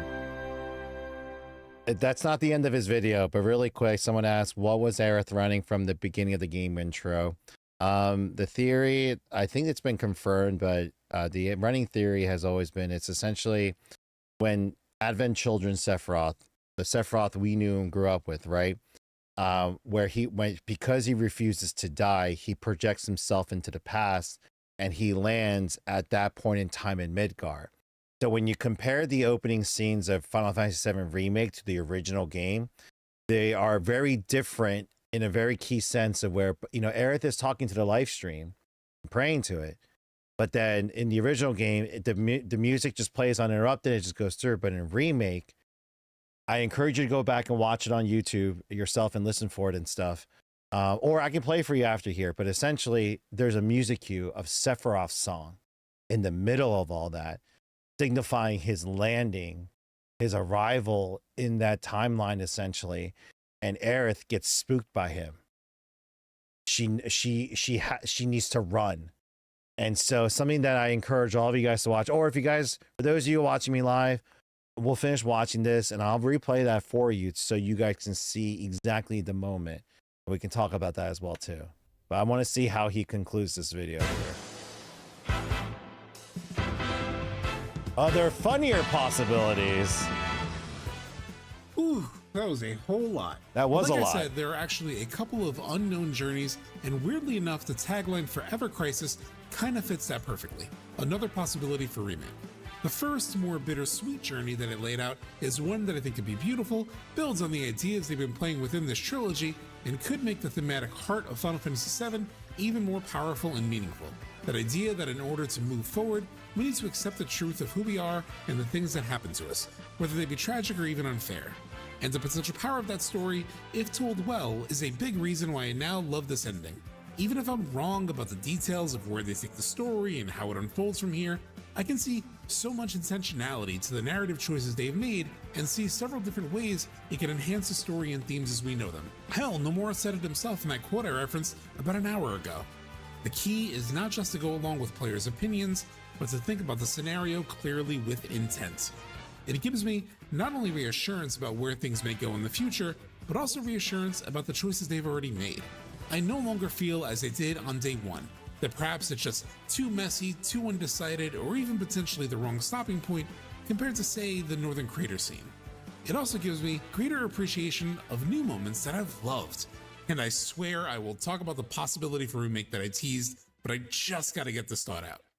Even days after beating the game, a scene that really stuck with me was the goodbye scene in the church in Aerith's dream world. This was the moment that made me cry. As I said at the start of the video, I never cried during Aerith's death in the original, in part because my uncle spoiled it before I got to it, so I knew it was coming. So to see Aerith use this moment with Cloud, this moment she never got in the original, not as a chance to change her fate, but rather to accept whatever happens as long as she could save Cloud from the grief we all witnessed for ourselves in Advent Children, that absolutely demolished me. It is such an act of selflessness and generosity, but yet still incredibly human, especially in this moment where she strengthens her embrace just a bit longer and the camera lingers on her eyes. I could feel how hard this was for her. And as a lifelong fan, I have seen how much the death of Aerith impacts Cloud. Since Advent Children came out 20 years ago, the image of him that has been left with me isn't one of triumph, but of tragedy. All he can think about is how he failed her and how he wants forgiveness. I think I want to be forgiven. More than anything. And what does Aerith do in this moment? Cloud, thank you. What would the Cloud of Advent Children think fuck if he you. had gotten this It's making me embrace cry again. 2 years earlier? If God he had dang gotten it. these words of reassurance, what would happen to him? How would he potentially change as a person? Yup. The thing Aerith feared could happen if they successfully changed fate, making this also serve as another hint that we may be headed for an all-new endgame. But if we do, we'll be changing more than fate itself. She got to say the words that he needs to hear If we succeed, a lot if we earlier. win, So it makes you we'll be think about how the changing game is going to ourselves. end. And I've been talking about it, just but that's why like that part was I just guess. Maybe. yeah. That's why I hesitated. That's why there is so much meaning packed into this scene that did more for me emotionally than a perfect 100% faithful recreation of her death. I know people say that the confusing way they handled her death scene ripped the emotionality out of it, and I felt that way too, but this scene will live on with me more than the death scene ever could. Now that I got all that gushing out of the way, there is still one more thing to talk about. While I've thought a lot about Rebirth and feel like I have a lot more clarity on what they did and why, I also can't deny that there are still several loose ends I can't wrap my head around. And the biggest X factor relates back to the same developer quote I mentioned earlier. There are these things that we feel we can only do now in the remake project that can bring a new happiness, a new sort of feeling of satisfaction to players playing this game now, 27 years later. I'm pausing the recording really quick. I have a first time chat in here. Out of all the Power Rangers, which series was the best? Your follow depends on this answer. That is a very, I actually don't mind answering that question because I'm a huge Power Rangers fan as well too. In terms of story, I think overall season, I still loved SPD. But in terms of as a season as a whole, I'm torn because in my top seasons, I have, I thought Space was a great way to end the original Mighty Morphin series. Time Force, I believe, I thought had some great story writing in it. Mystic Force wasn't bad either. I actually liked how Mystic Force was done. But SPD was definitely like my favorite. Oh, thank you. I think people are agreeing with me. Lost Galaxy, I think they kind of went a little bit too much. I know that's some people like Lost Galaxy, but I think Mystic Force, I got back into Power Rangers because of Mystic Force, actually. I started watching it again. I just kind of was like, this is kind of like a, very, very nice way to do things. And I'm also kind of biased because of Dino Charge because my friend's in it. So I'm friends with one of the Rangers. So I'm just like, all right, Dino Charge is up there. But other than that, no, I would say Jungle Fury wasn't bad. But no, again, no, I would say SPD is my number one. And close second and third will be Time Force and Mystic Force. So that'll be it there. But back to the recording. Sorry. So Rybrat, I don't know if I earned your follow, but I appreciate you coming in and asking. Let's continue. Now, while I am a big FF7 fan, and I have love for many Final Fantasy games, especially FF14 and the entire PS1 era including Tactics, I'm not as massive of a Square Enix fan or even Nomura fan as you might think. I haven't even played Kingdom Hearts. And so a big blind spot for me are some of the other titles made by these creators. What? And one thing I have heard from friends is that Kingdom Hearts 3 ends with, and I should give a very general spoiler warning here, a fairly feel-good ending even for characters who, as I understand, may not deserve it. And there was one in-game hint of a happy ending for this trilogy that I can't shake out of my head. I don't think this Cait Sith fortune has happened yet. Things are looking up, so throw caution to the wind. Put your trust in others, and a last-minute twist may pleasantly surprise you. Could the momentary saving of Aerith be what he's hinting at here? I'm not sure about that. While it's certainly a last-minute twist, it isn't really all that pleasant, since it's immediately ripped away from us and leads to an ending with Cloud in a Is he gonna go where I said earlier about Sephiroth? really Hold bad on. mental place, and the party not exactly on the greatest terms with him. That's why I believe the fortunes we received were given in reverse order. The last fortune, losing what Cloud cherishes most, was the first one we saw come to fruition. And the second fortune, watching our possessions for the lucky color black, came next. So if they are in reverse chronological order, then it means we have actually yet to see the first fortune. Quote, a last-minute twist that may pleasantly surprise you. As I said, I doubt many people would call the ending of Rebirth a pleasant surprise. And the ending I outlined about Aerith dissolving into the life stream also didn't quite feel like reaching a new happiness, like Atase said pretty recently. Not that I don't think there's something beautiful about it, but it's not really what I would call a happy ending, especially compared to some other happy endings from these creators. That's why that last-minute twist that may pleasantly surprise us may be what actually awaits us at the end of Part 3. In fact, one way such an ending could potentially shake out is something I plan to explore in another video, and it's about how the idea of acceptance may actually extend to how we rid the world of Sephiroth in a way that prevents him from returning in Advent Children. But this video is definitely over an hour and a half at this point, so I'll save that for a deep dive video. Oh, does he actually go into what I think? Both of these unknown journeys are really born from just investigating questions I have and seeing where they lead me, given what's been shown and explored in these games, as well as principles I've learned about storytelling. And that's my approach. I wondered why Remake showed Zack early in a way that potentially spoiled the biggest twist in FF7, and it led me to the idea of the devs creating an unreliable world. Likewise, everyone assumed Zack's survival would lead him to showing up at the Forgotten Capital to help save Aerith, but I wondered what would even lead him there in the first place. That question led me to speculate that he would never leave Midgar. I figured he would follow her last known location after being captured by Sung. I was wrong about the details. He didn't go looking for Aerith in the Shinra building after talking to Elmira and ends up face to face with Deep Grounds, which I thought was being set up in the DLC, but he did stay in Midgar. And so that's what led me to the ideas in this video. The questions about why they ended the story where they did and how they did, and questioning how that might reflect the story they're telling and what it's really about. I could be wrong, I almost certainly am on some things, but man, does it feel good to be making these videos again. And with that, I'm so grateful to you if you made it all the way through to the end of this video. Of course, I'd really appreciate it if you could like, subscribe, and share definitely this video giving around. a like, and we definitely subscribe to him. Hit the bell button because it really is the best way to know that I have a new upload.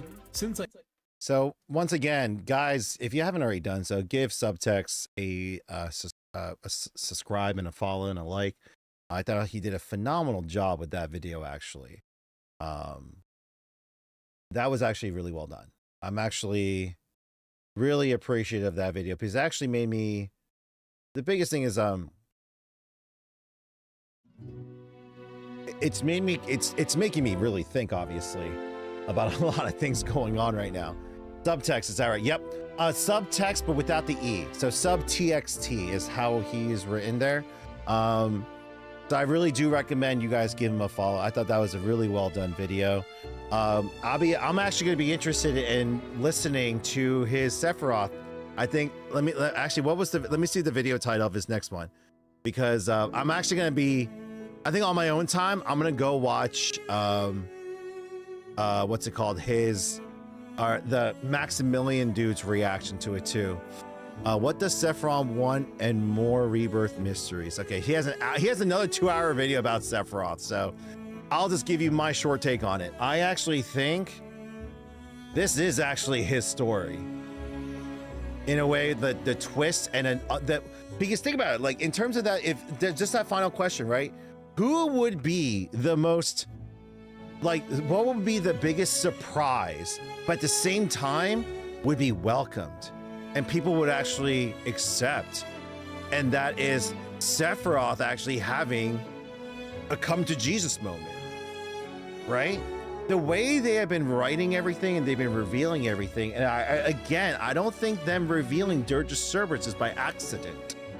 And somehow I think Zack and Genesis with Deep Ground is gonna lead to some craziness, especially with Hojo. There's got to be an inflection point with Hojo at this point.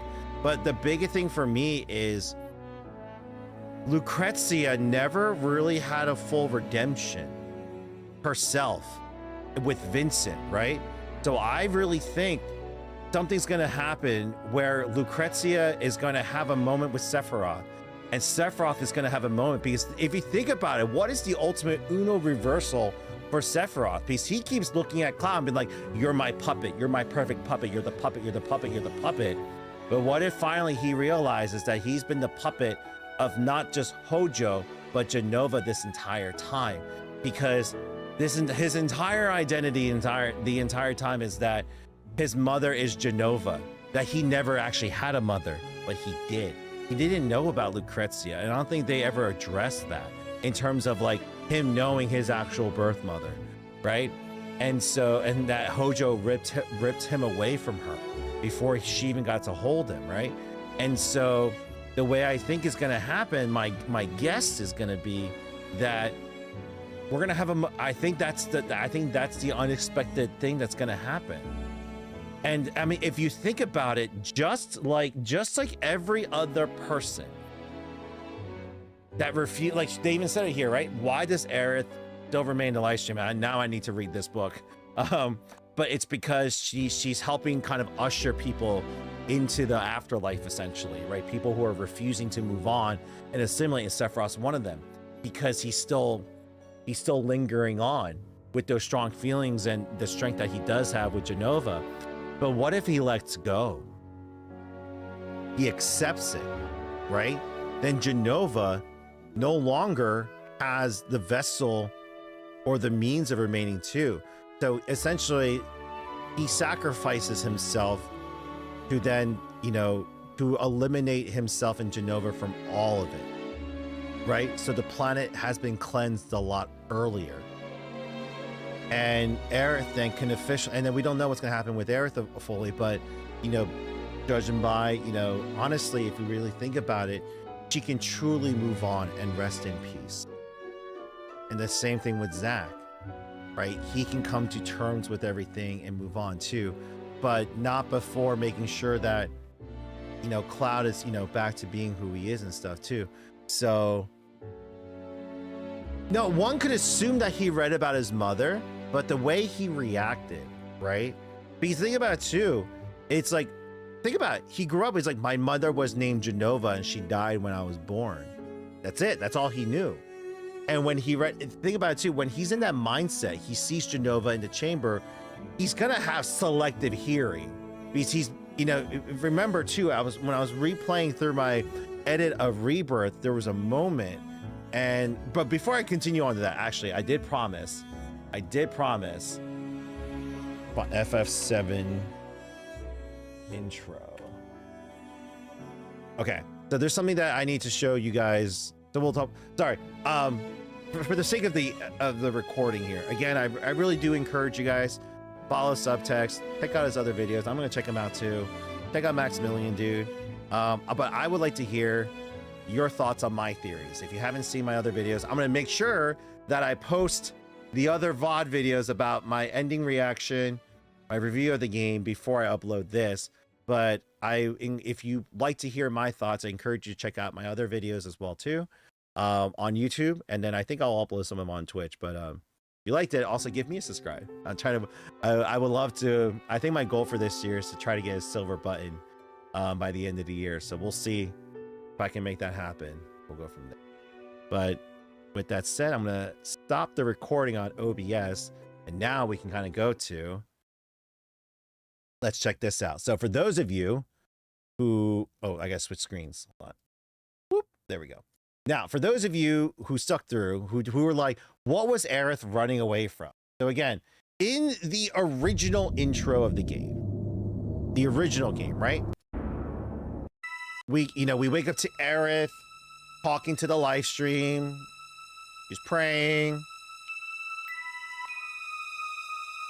The music plays and she just goes on and just continues, right? I'm just going to leave it there. Everything's perfectly fine. Nothing's different. But when you go to the original, now the remake intro, this is why it was like, people were like, oh, it's a sequel because, it's, you have future Sephiroth coming back and landing. And the exact moment he lands, you will hear it in the music cue. So we're going to fast forward a little bit here. So look, ready? So, you'd be like, okay, pretty much the same. But then now listen.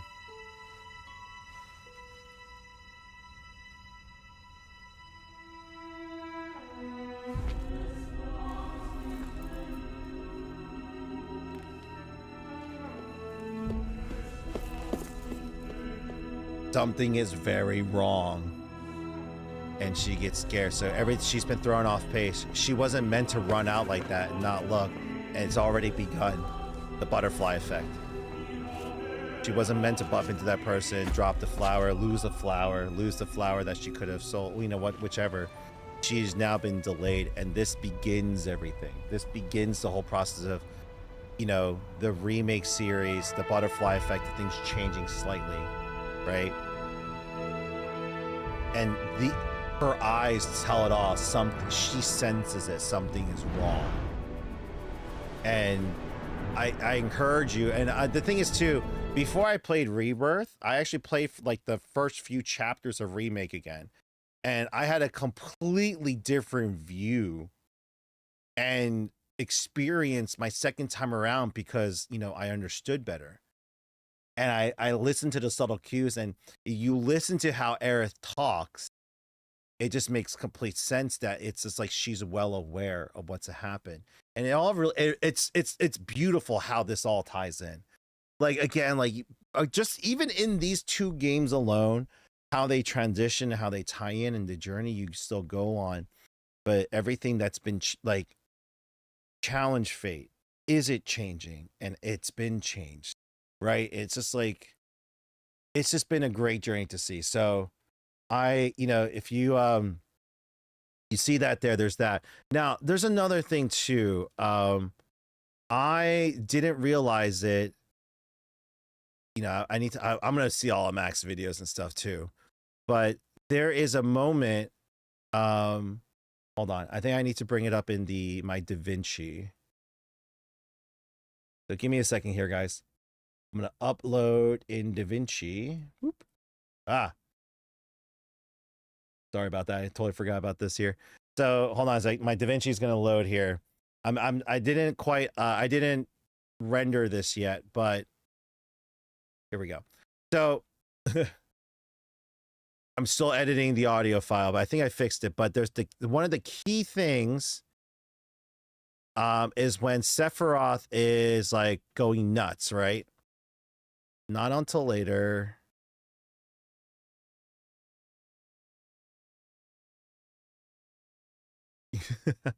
I'm going in here because I can stop frame by frame.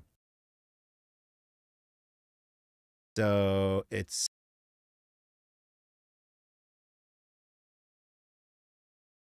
right when he is talking. Genova project. So pay attention here. So, they named the life form Genova. And once they understood what she was, they grew ambitious. Hey, Sephiroth. What you got there? I'm gonna let it play, and then I'm gonna show you the frame by frame.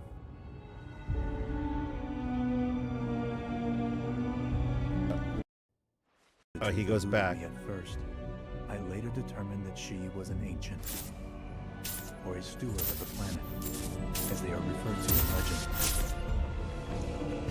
She needed a name, and so I dubbed her Genova. The Genova project was approved soon after. A bold initiative to resurrect the long-dead ancients. An initiative that resulted in my conception. Or rather, my creation. The crowning glory of Professor Gas' wondrous experiment. So you see his mental breakdown. It's slowly Genova taking over. Because again, despair, right? And anger.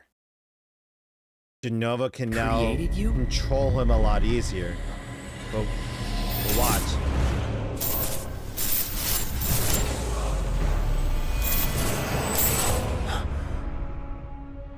Oh.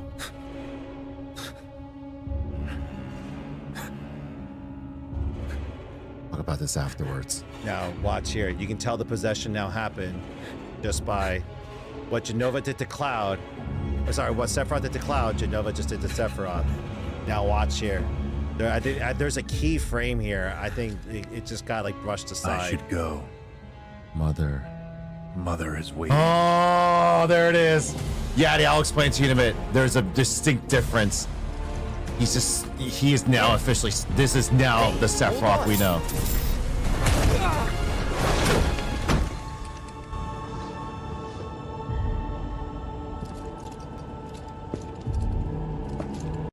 Hold on. Yeah, I just missed it. Reverse. I do all facet lines, is it just find the heat? Snare fest gets it, Mr. Emily Snaps light. I say it all. So here we go. Sorry, it sounded demonic going in reverse here. There's a split-second frame. Ready? Do you see that? It's for a split second. It's a split second. It's not her in the tube looking forward like she was. No. She is glaring sideways. Y'all see that? She's looking over. It's literally not even a second. It is a split second frame.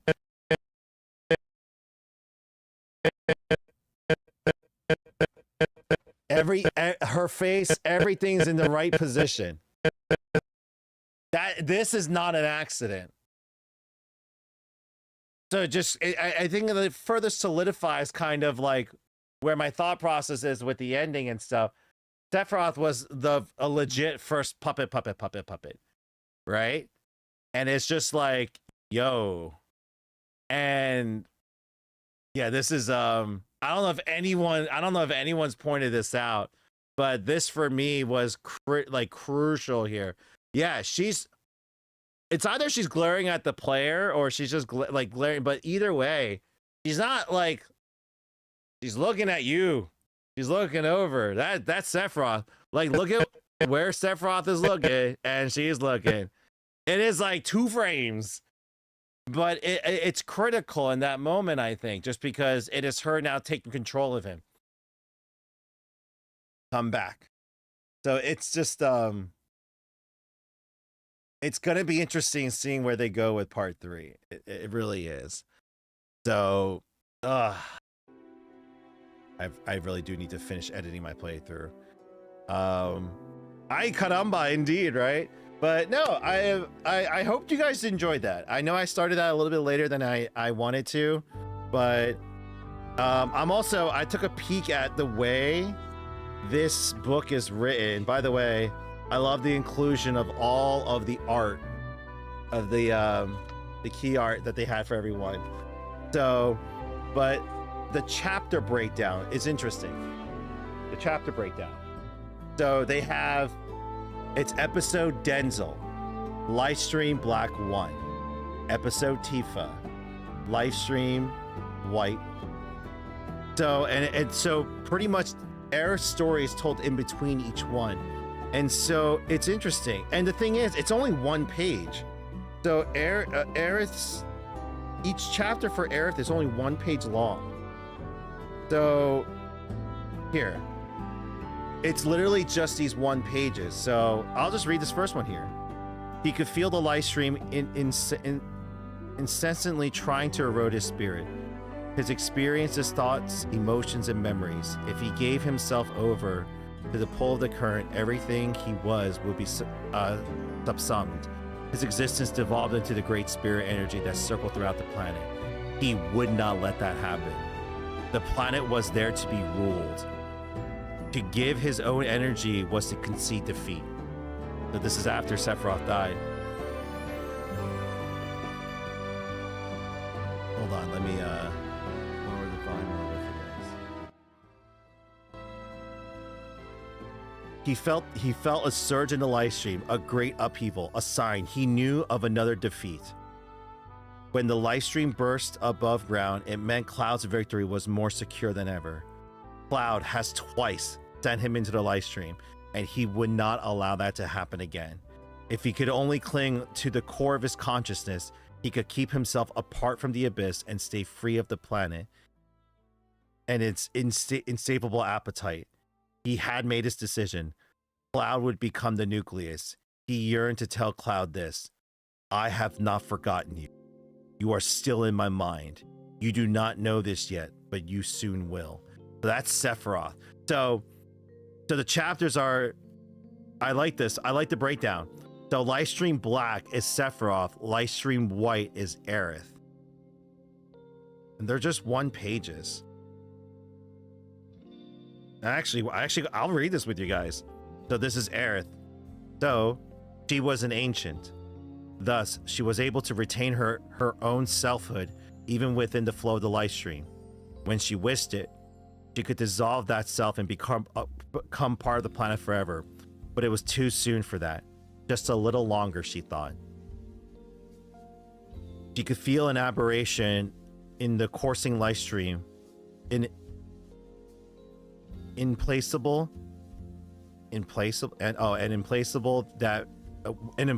will that refused to merge with the planet. She knew it was the man who had killed her.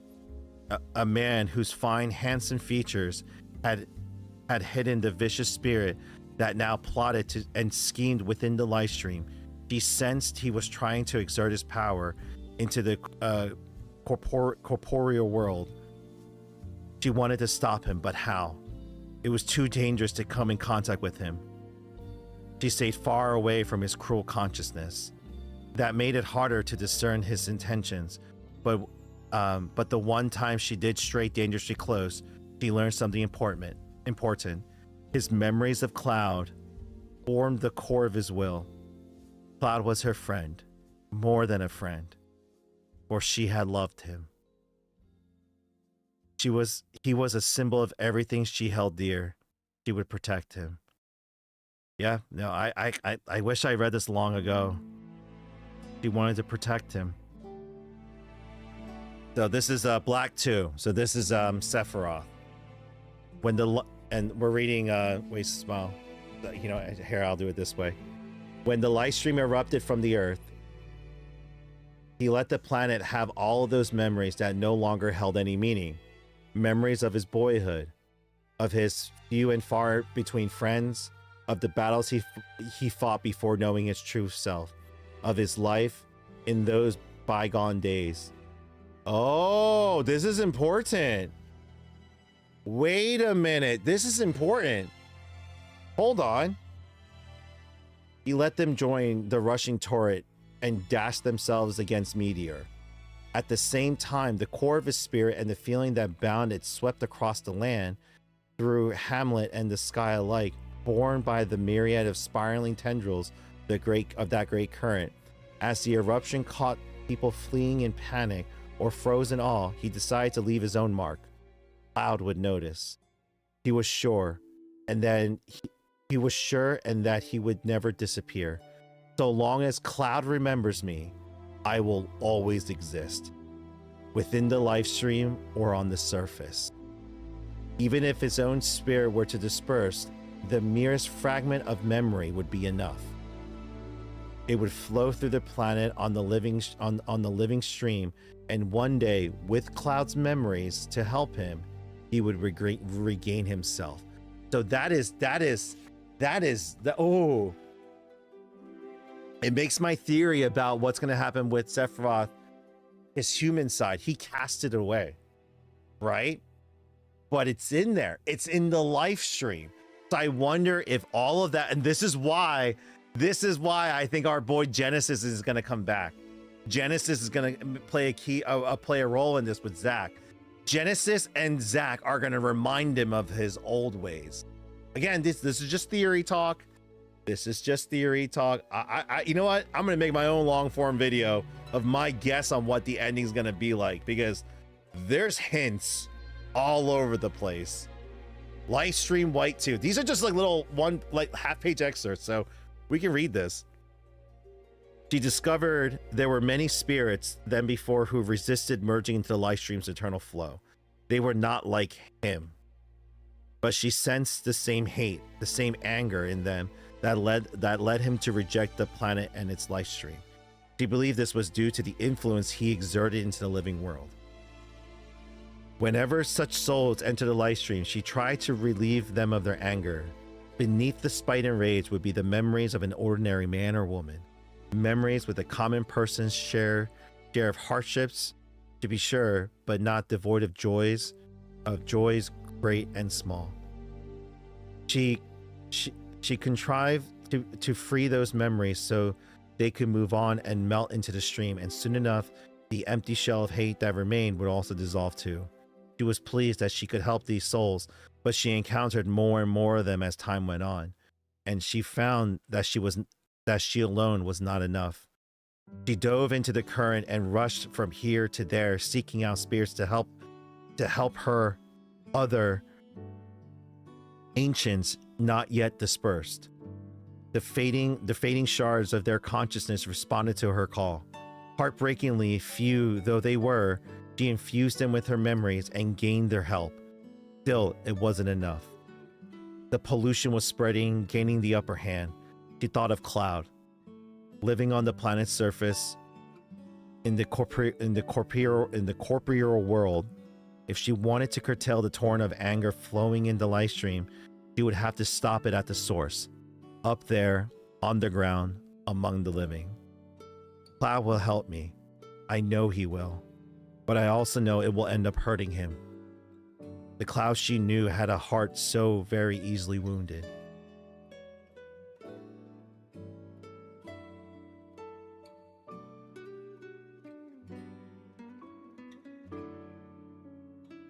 Livestream Black 3. So this is Sephiroth.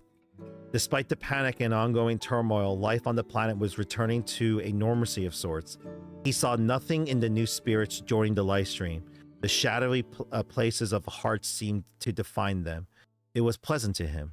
The persistent drifting darkness, especially when he realized it was his actions above ground that had endangered it.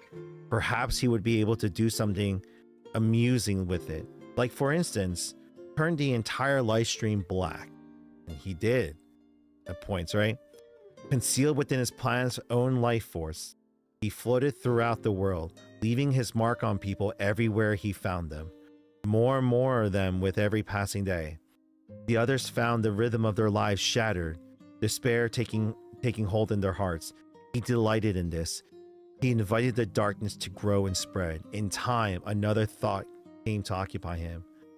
I want Cloud to know this is my doing. I want them all to know. He would need a body. There were things he had to say with his own human voice, things he had to tear apart with his own hands. Dear God. I could use Mother's power. If I had just a piece of her, I could forge another body for myself. He tried to send his spirit above and walk to the surface, but nothing came of it.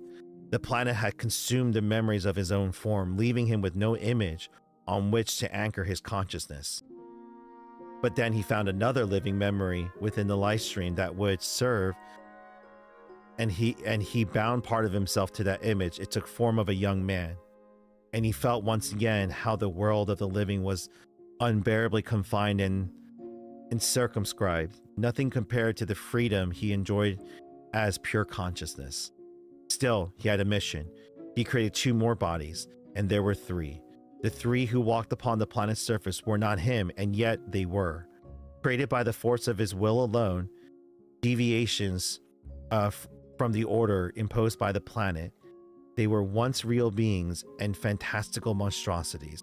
He thought about the future. As they search for Mother, my servants will meet those who knew me, and their spirits will remind me what I once was. Once I have Mother's power, I will exist fully in the living world. It will not be long now, even if I'm incomplete. It will matter not. Cloud will be there. Cloud will complete me. And that's key. It's like a Freddy Krueger type moment. He needed Cloud's disparity, his Cloud's memory of him in order to come back. That is, ooh, I'm gonna fully read this book. I need it, but I need to see Aerith's last.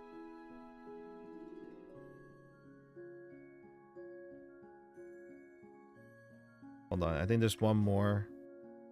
Here we go. This is literally the last page for Aerith. She tried to think of some way to warn Cloud. As she pondered the problem, all the other things she couldn't tell him rose anew in her spirit, vivid as life. There was always so much she wanted to tell him, but she never had known what to say or how. She had troubled herself over this for a long time, and eventually she decided there was no point in thinking about it now, either, unless she found a way to talk to him. She realized the one responsible for sowing all of that hatred was trying to manifest himself in the living world. How was he going to do that? She mustered her courage and went to see for herself. He sensed her and gave chase, but then soon stopped. She could feel his mocking laughter behind her as she fled. There is nothing you can do. Still, she had seen what she needed to see, a glimpse of his intentions. He would begin by using others to act where he could not. Should she do the same? No, she thought. Even if that's possible, I do not want to appear before Cloud as someone else. I want him to see me as he knows me.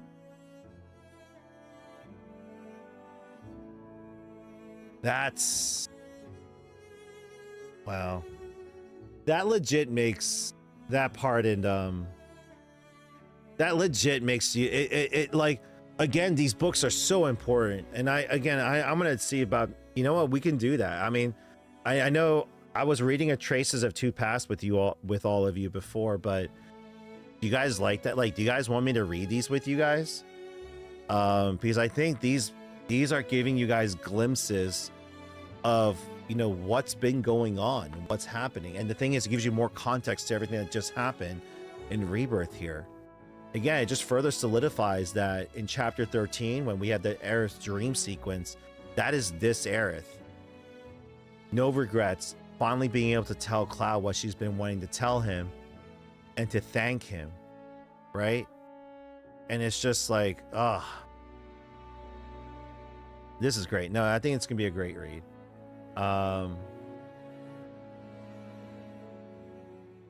Yeah, no, it's interesting. But with that said, it is 3 o'clock in the morning. I think I need to get going here. But I'm gonna see about, let's see, who is anyone live right now? Loverish. What's Loverish doing? Spyro Year of the Dragon. All right, that's what Loverish is playing. Let's go. You can tell her I beat the game. Let's raid on out, guys. But did you guys enjoy that? Like, it's actually like, did you guys enjoy that stream a little bit? Like me reacting to other theories and talking about it. We're actually doing proper lore talk. I think I can kind of do this a little bit more often and stuff too. I will, Taffy, I will definitely check that out. But, oh, did the raid not go through?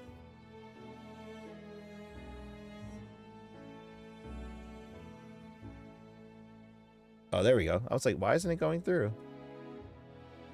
It was very enjoyable. Oh, okay. Well, I mean, I'm glad you guys